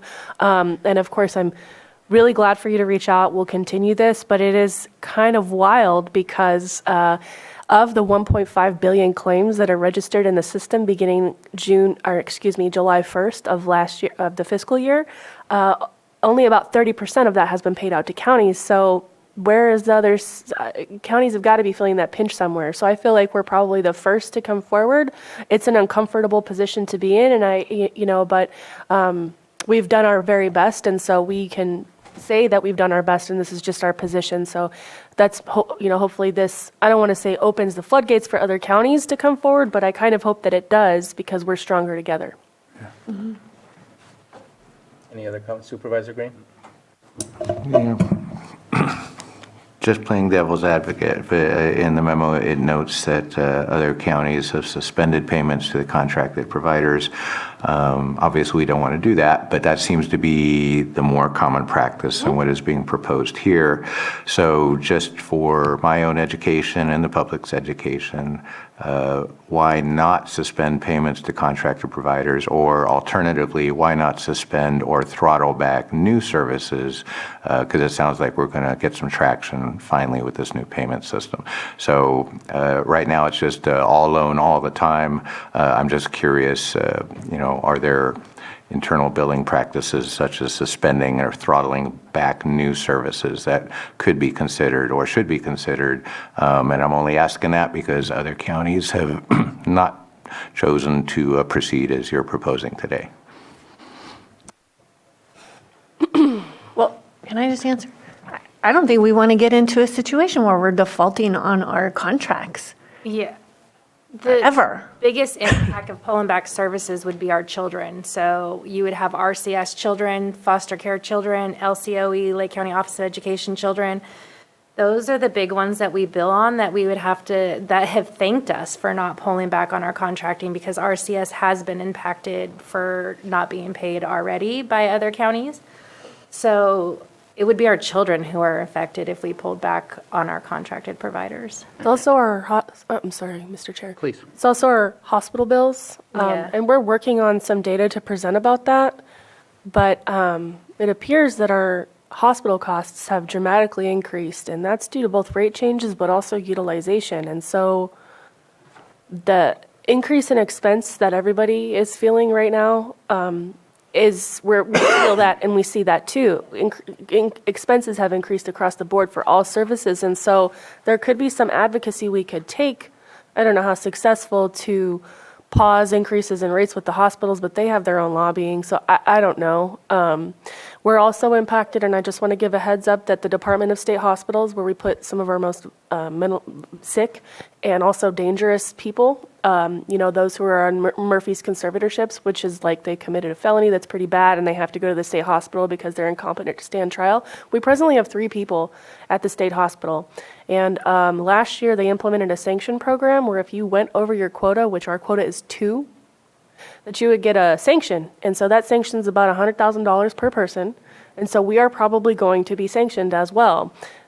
They are going, and this is just the whole fiscal portrait here, and it's something I'm going to bring next week when I go with CBHDA to lobbying day, because effectively what the state hospitals lobbied for was to put the pressure back on behavioral health systems to stop people from being conserved and stop people from being so sick, which is pretty wild because it's like going to a group of oncologists and saying, you know what, it's your fault that cancer rates are so high, and then sanctioning them for the amount of cancer patients that they treat. That's exactly what's happening here. You would never do that to any other healthcare system, yet these are the kinds of things that happen to behavioral health. So really, when we get Murphy's conservatorships, the system has failed so many times, so far upstream, and then it becomes our problem. So there's a lot of work around that, but we will see a fiscal impact of that, I'm quite sure. And I don't agree that we should follow what other counties are doing. I think defaulting, we struggle enough to get the relationships to provide the services because most of those services are out of county. So we have a very indirect relationship that has to be built up over the many years. By defaulting, we're basically saying we can trickle this down to be a burden for you, not to be a burden on us. And obviously, that's what's happening to us already. We should not behave in the same way and pass that burden on. I think eventually, maybe if things go really for way too long, we need to all have a conversation and say, how can we continue to work together, rather than us just saying, nah, you're good. We're not going to give you anything. We have a contract. We have to. We should be bound by that contract and shouldn't just breach the contract because we can. So I don't want to go there, but I think that I'm going to look first for consensus on getting a monthly update to know where we are, if everybody's okay with getting that. I have a couple of questions left. One of them is, and thank you for the response that you provided me, Director Jones, that some of the reserves that was used for the previous situation with the electronic health records not functioning appropriately that were part of that pilot program, that some of that was placed back in the reserves. My question is, why aren't your reserves being utilized today in addition to what else you're asking versus just general fund and social services realignment? So the reserves were used already. This is after our reserves being used. So last year's fiscal impact, the reserves went back in, but currently our reserves have been used. The deficit is with our reserves included. So we paid it back and then we had to use it again. So I misunderstood, or I only got the timeline till it came back in. Yeah, so last year we didn't end up using all of our reserves for us not being able to bill last year's services. And so, yeah, the reserves have been. This is after the reserves being used right now. Okay. And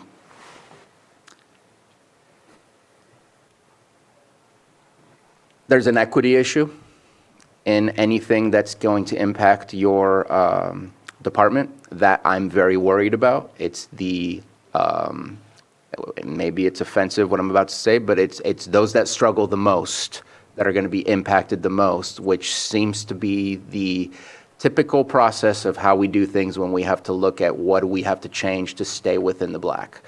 And so I'm very concerned about what all of this means. I know that I'm not, I'm not comfortable saying yes to all the way through June 30th, but as long as we can meet every 30 days and reorganize our thought process and our potential future actions on how to change and how to pivot, then I'm going to be okay with saying yes today, but I'm very uncomfortable with just saying all the way through rather than what's already done in the past. So I think the conversation you bring up, Supervisor Green, a part of that I disagree on the defaulting, but the other part about services, if it's not services from behavioral health, it'll be services from somebody else eventually, because there's only so much that we can do to provide assistance until this problem is solved. So I'll leave it at that at this moment in time, but it looks like we have consensus to come back every 30 days, and hopefully the next 30 days will solve this problem. That would be great. Anything further, Yeah. Supervisor? Vice Chair? Yes, no, my question was just in general, and I will, when we have member issues at RCRC, I'll bring it up, because I know that they're all probably dealing with this as well, all the other rural counties. And so yeah, I'll see what I can do there too, get it on the radar. Thank you. Supervisor Green? Yeah, just in addition to the other 3 bullet points that you're going to initiate, the contracted providers are the major beneficiaries of the action being proposed here today, and they don't necessarily have motivation to join in the party of advocating for statewide reform. So if you can at least signal, some of these nonprofits may be in different counties and they're getting hit. I think you mentioned RCS was getting hit elsewhere. I just don't want to signal to these contractor providers that just because we're fortunate enough to have a loan amount to cover this, that they don't have a horse in this race, and that they should be doing their own advocacy to smooth this out.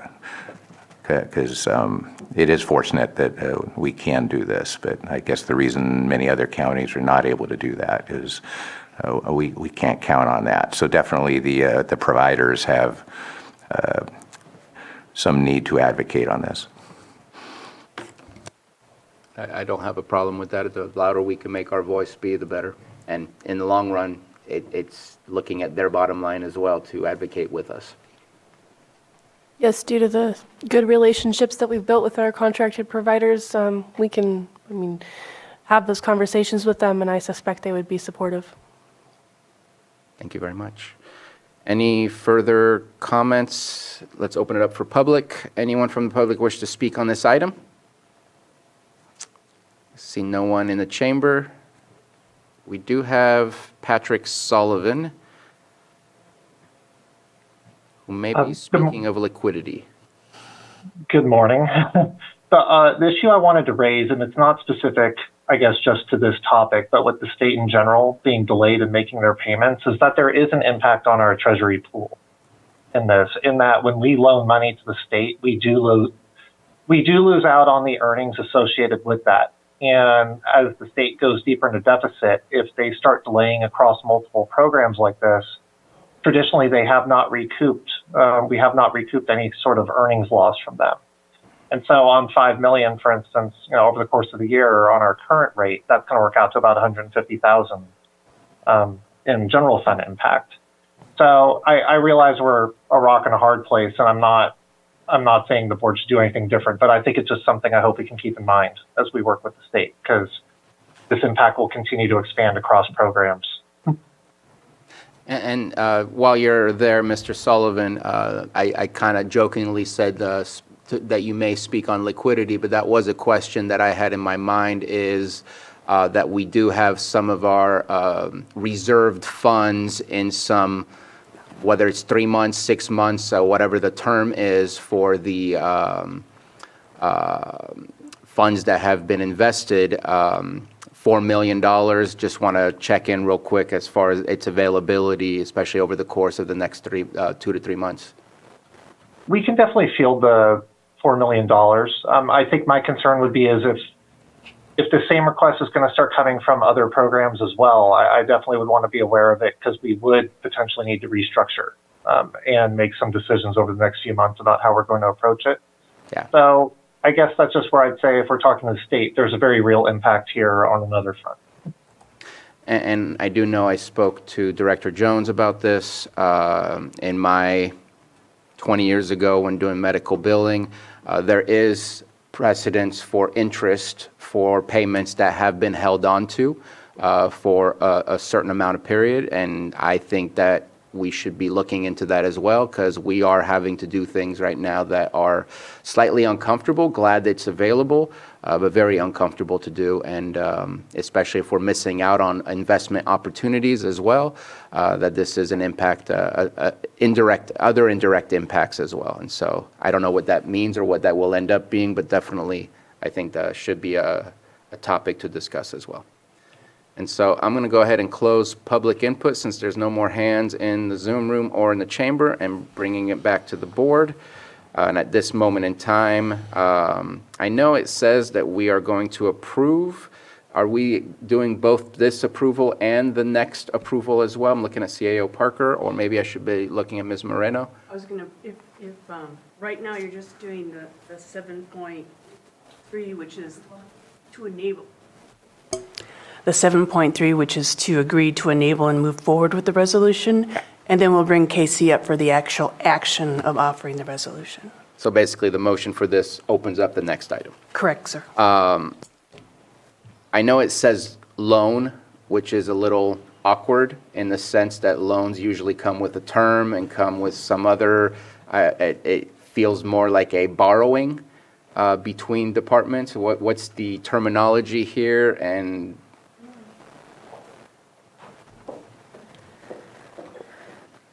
We are using the term loan because it is going to be paid back in 12 months, but we are not doing interest rate or anything. okay, so 12 months is the term at this moment in time. And you can correct me if I'm wrong, it's really an accounting adjustment, correct? Yes, yeah. Okay. All right. So I'll move to approve the fund loan request of $3 million and loan of $1 million for Department of Social Services Realignment Fund with the caveat of having monthly meetings or updates or something like that. Second. We have a motion and a second. I need to ask for just a quick clarification. Is the $1 million Social Services Realignment Fund inclusive of the $130,000 from Health Services, or does that need to be called out separately? And I apologize for, It can be called out separately. It is not part of the 1 million. okay, but we need to add it in there because, okay. If it's possible to amend the motion? Yes, I'll amend the motion to add separately $130,000. Is that accurate? All right. Second. Okay, we have a motion and a second. All in favor? Aye. Any opposed? Motion carries. Okay, let's go on to item 7.4, consideration of resolution approving a short-term loan. Elise, you can probably stay there. Oh, sorry, Chair. She was trying to sneak. Consideration of resolution approving a short-term loan from General Fund by way of Technology Reserve Fund 154 to Behavioral Health Services Fund 145 in the amount of $3 million.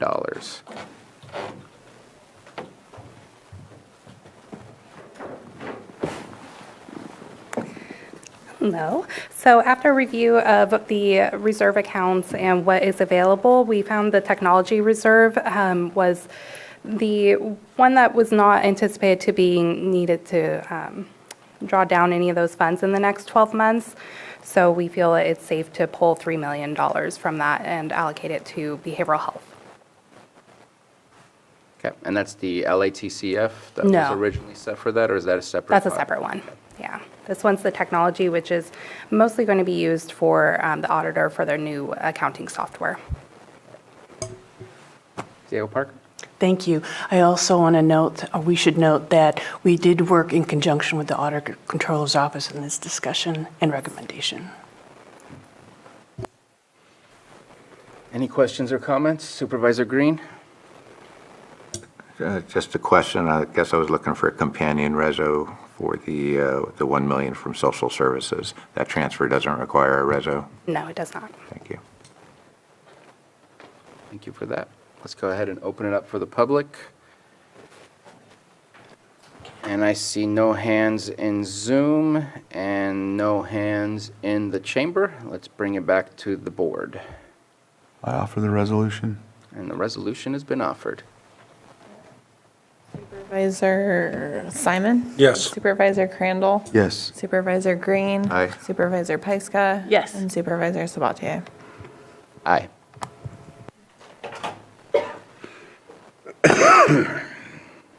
Let's hope we can change this uncomfortable moment. 7.5. Thank you so much, Ms. Moreno. Consideration of amendment number 2 to the agreement between the County of Lake County Behavioral Health Services as lead administrative entity for the Lake County Continuum of Care and Adventist Health Clear Lake Hospital Incorporated in the amount of $443,000 for fiscal years 21 through 24, and authorize the board chair to sign. Director Jones. Thank you, Mr. Chair. Yes, this is an agreement we're bringing on behalf of the Lake County Continuum of Care as the administrative entity. This agreement actually appeared in an earlier agenda. However, that was prior to the Lake County Continuum of Care's Executive Committee approving this agreement.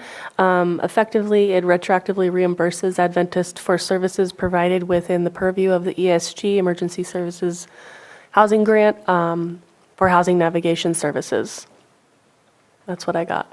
Perfect. And I apologize that, as also full disclosure, as the chair of the COC, we did approve this. Unfortunately, I couldn't get it on our agenda fast enough, and that's why it had to be pulled from our previous agenda. But glad that it's here. Any questions or comments? All right, let's go ahead and open up for the public. Any questions or comments? And bringing it back to the board for action.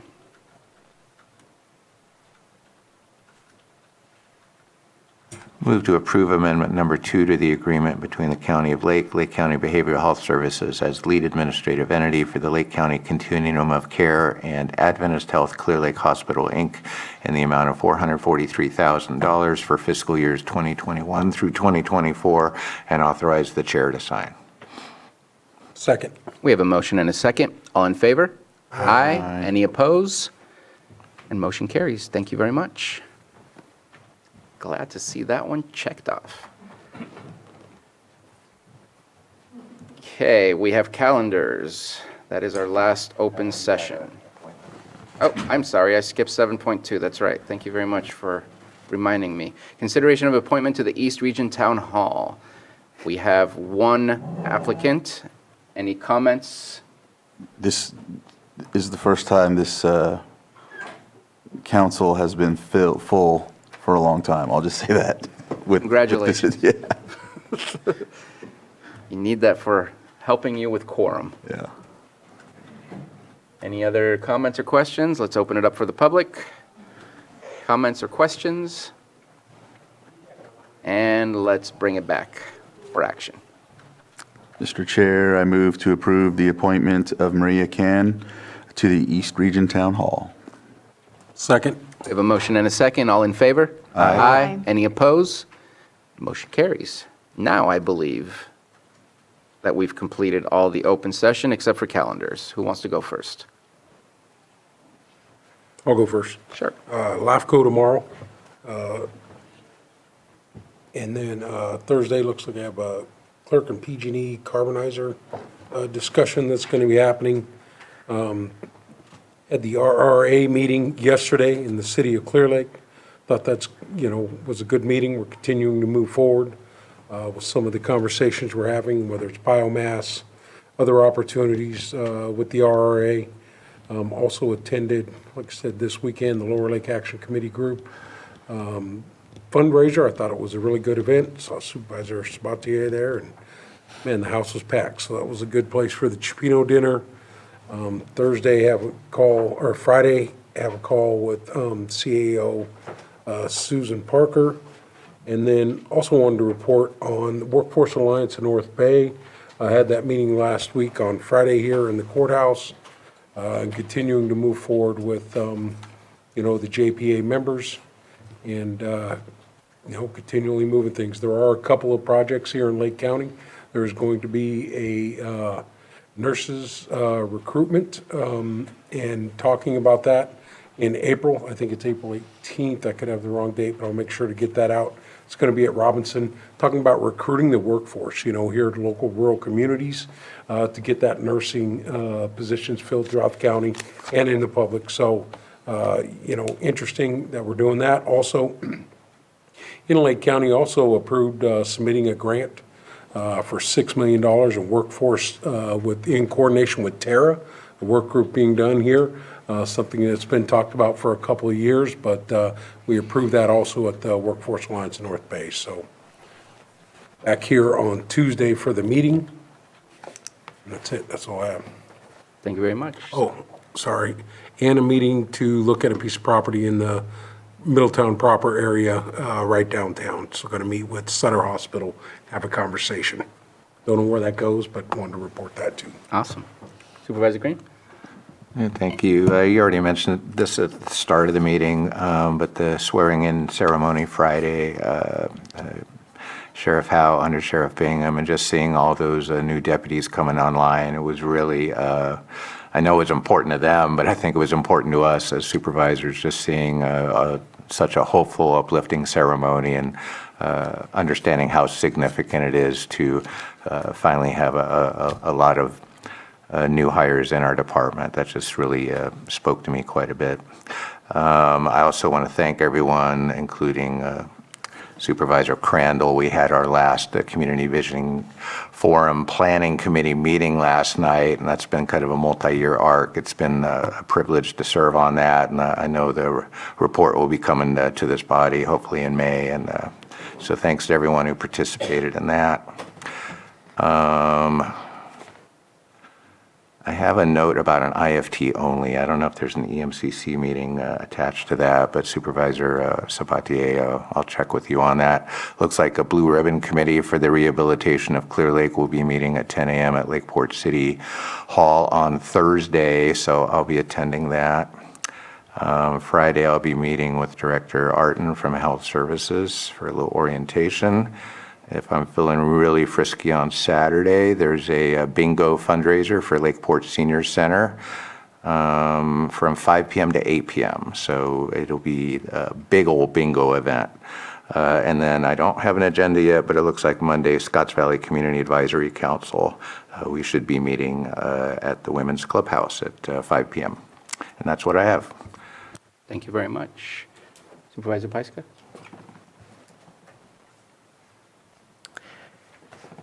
Tomorrow I'm meeting the constituent in Kelseyville and like getting caught up on a few things. Then Thursday I have the home hardening assessment training starting at 9 a.m. in Kelseyville Riviera. Then the clerk meeting. Then the meeting with the CNRA and the meeting with the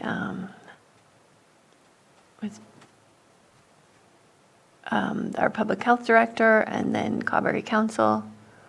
Friday, opioid settlement work group.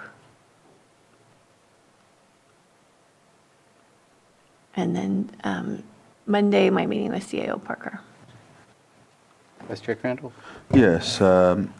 So I had of course, that meeting last night as well with the visioning group, and as Supervisor Green said, we'll be bringing those recommendations forward. Won't go too further into it. He pretty much summarized it. Met with the public health director as well on Monday. Of course, over the weekend, we had the Vision of Hope Village that was in Nice. That was a really well-attended event, and it went well. There was also an event at Big Valley for suicide awareness, and it was good to see a lot of representation from people all around the lake, including even some of our county positions as well. So behavioral health and social services and probation, they were all in attendance on a weekend as well. So just highlighting that they're getting it done. So the pancake breakfast for the Tango Mike put on this Saturday was a hit as well, and I went there in the morning and touched base with everybody and sat with some veterans. Friday, of course, attended the swearing in as well, and it was great to see all of the officers swear in, even the other officers that were in the room that were just there. Sheriff Howe made them all come up and swear in. Just really good to see the work come to fruition, everything we've talked about trying to do to get them the resources they need so we can get them functioning the way they know best and giving them the tools they need. I just really feel like the families there were it was really, it's a blessing to see that, lots of family members, people having their babies, while they swear in, things like that, just, it was just great. I don't know, I haven't seen a lot of that since the military. I know there's been a couple other ones, but this one was really special. Anyhow, let's see, I'll go back to my RCRC meeting. The Secretary for California State Transportation Agency, Tokes Omashikan, I think that's how I pronounce it. He was there giving a presentation talking about his efforts to ensure rural communities thrive and to maximize funding to help our rural counties. And there were, I want to say, at least 15 to 20 questions. They were only able to get to 10. So I did what I could to get out in the hallway and talk to him. And so I caught him right before he got on the elevator and let him know that, we've had quite a bit of, because that was one of the biggest topics of discussion was safety when it came to highways and transportation and whatnot. And I let him know in our communities, we've had quite a bit of deaths, accidents, all sorts of, just concern about people on the side of the highway, safety measures. I know that and explained how the Caltrans and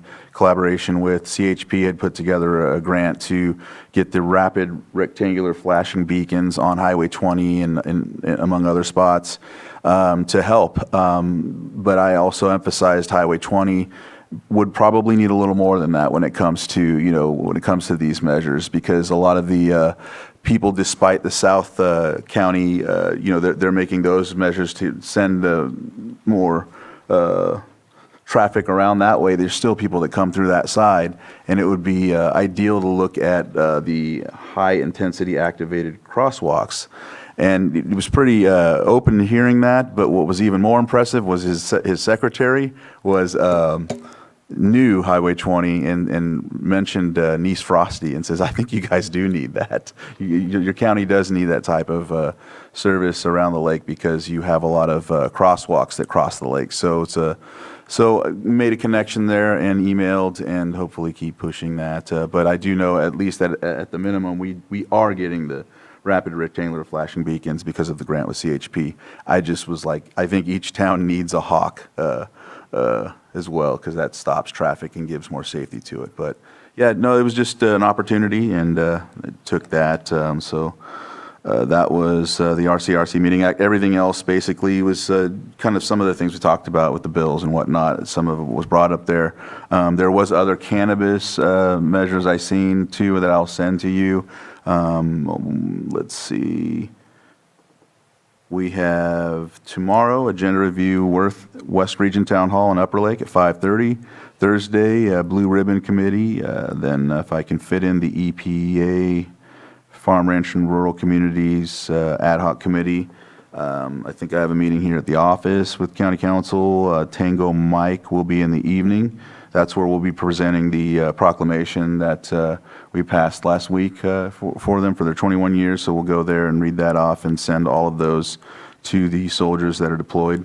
So each one will get one in their packages. Let's see, Monday we'll have the CEAO meeting, and then I think there's something else that just got sent, but I don't know. I'll have to check. But back here Tuesday for the Board of Supervisors meeting. Thank you very much. Tomorrow I start and promise to make it to the agenda review. That was a very bad last week, Wednesday. I apologize for that. Continue in Lakeport with LAFCO. Do we have AVA? No, I was checking on that. Okay. And so, which is actually perfect because I think our LAFCO agenda should be short enough that I'll be able to make it back to Clear Lake to meet with the faith leadership group that we are trying to figure out how this group can work with the COC in providing services, whatever they are offering, whether that's worship services, whether that's food services, whether that's lodging services, whatever they have available, we want to better understand how we can work together to provide to those in need. Also, we'll be meeting with Greg Dameron for the food policy to better prepare for our Friday meeting. Have IFT. It does only say IFT. I don't see MCC, even though it has EMCC bylaws being reviewed. So maybe we need to reach out to Rainey and kind of check in to see if it's just mistitled I'll check. We'll talk. I have a meeting at the law library later on that afternoon. Then I'll be meeting with Matthew Rothstein and with Supervisor Peiska. Then I have a strategic plan meeting for the Lake County Continuum of Care, end up over in the city of Clear Lake for the city council meeting to keep track of what they're working on. I'll be also here on Friday for the opioid abatement settlement. And then once that's over with, I'll be joining an ad hoc committee from the Food Policy Council as we finalize our strategic plan before our next meeting. And then nothing over the weekend at this moment. I am meeting with the sheriff-elect on Monday morning. I don't know if we finalized the roadmap task force meeting, Vice Chair Crandall. I do show it here on our calendar. And we'll see what happens, and then meeting with our CAO to be prepared for our meeting on the 26th. We'll say that the swearing-in ceremony, similar to Vice Chair Crandall, been to a couple in the past. This one was definitely a jam-packed room. I don't know if it was the timeline of the amount of time in between swearing-in ceremonies, but it made for a much more intimate and personal swearing-in ceremony that I thought was great. Shout out to two young fellows from Clear Lake, Deputy Smart and Deputy Jameson. Seeing them definitely put a smile on my face as we see our locals climbing up into those positions, not only leaving town to be able to join the force, but then coming back and serving their communities, obviously taking their adult responsibilities in their community very seriously, and I appreciate that. The Chipino feed, I think I'm still full from that. It was great, and from what I understand and checking in on Sunday, they made quite a good revenue from that, and we'll see that in all of their festivities and activities that they do in Lower Lake, which I appreciate. So happy to support that, and thankful to see you there as well. All right, that's it. That's all that I have. We will be going into closed session. 8.1, Public Employee Evaluation, title, Public Services Director. 8.2, Addendum, Conference with Legal Counsel, Existing Litigation pursuant to Government Code Section 54956.9D1, FERC Project Number 77, Potter Valley Hydroelectric Project. And with that, we will continue in closed session. Thank you for joining us today.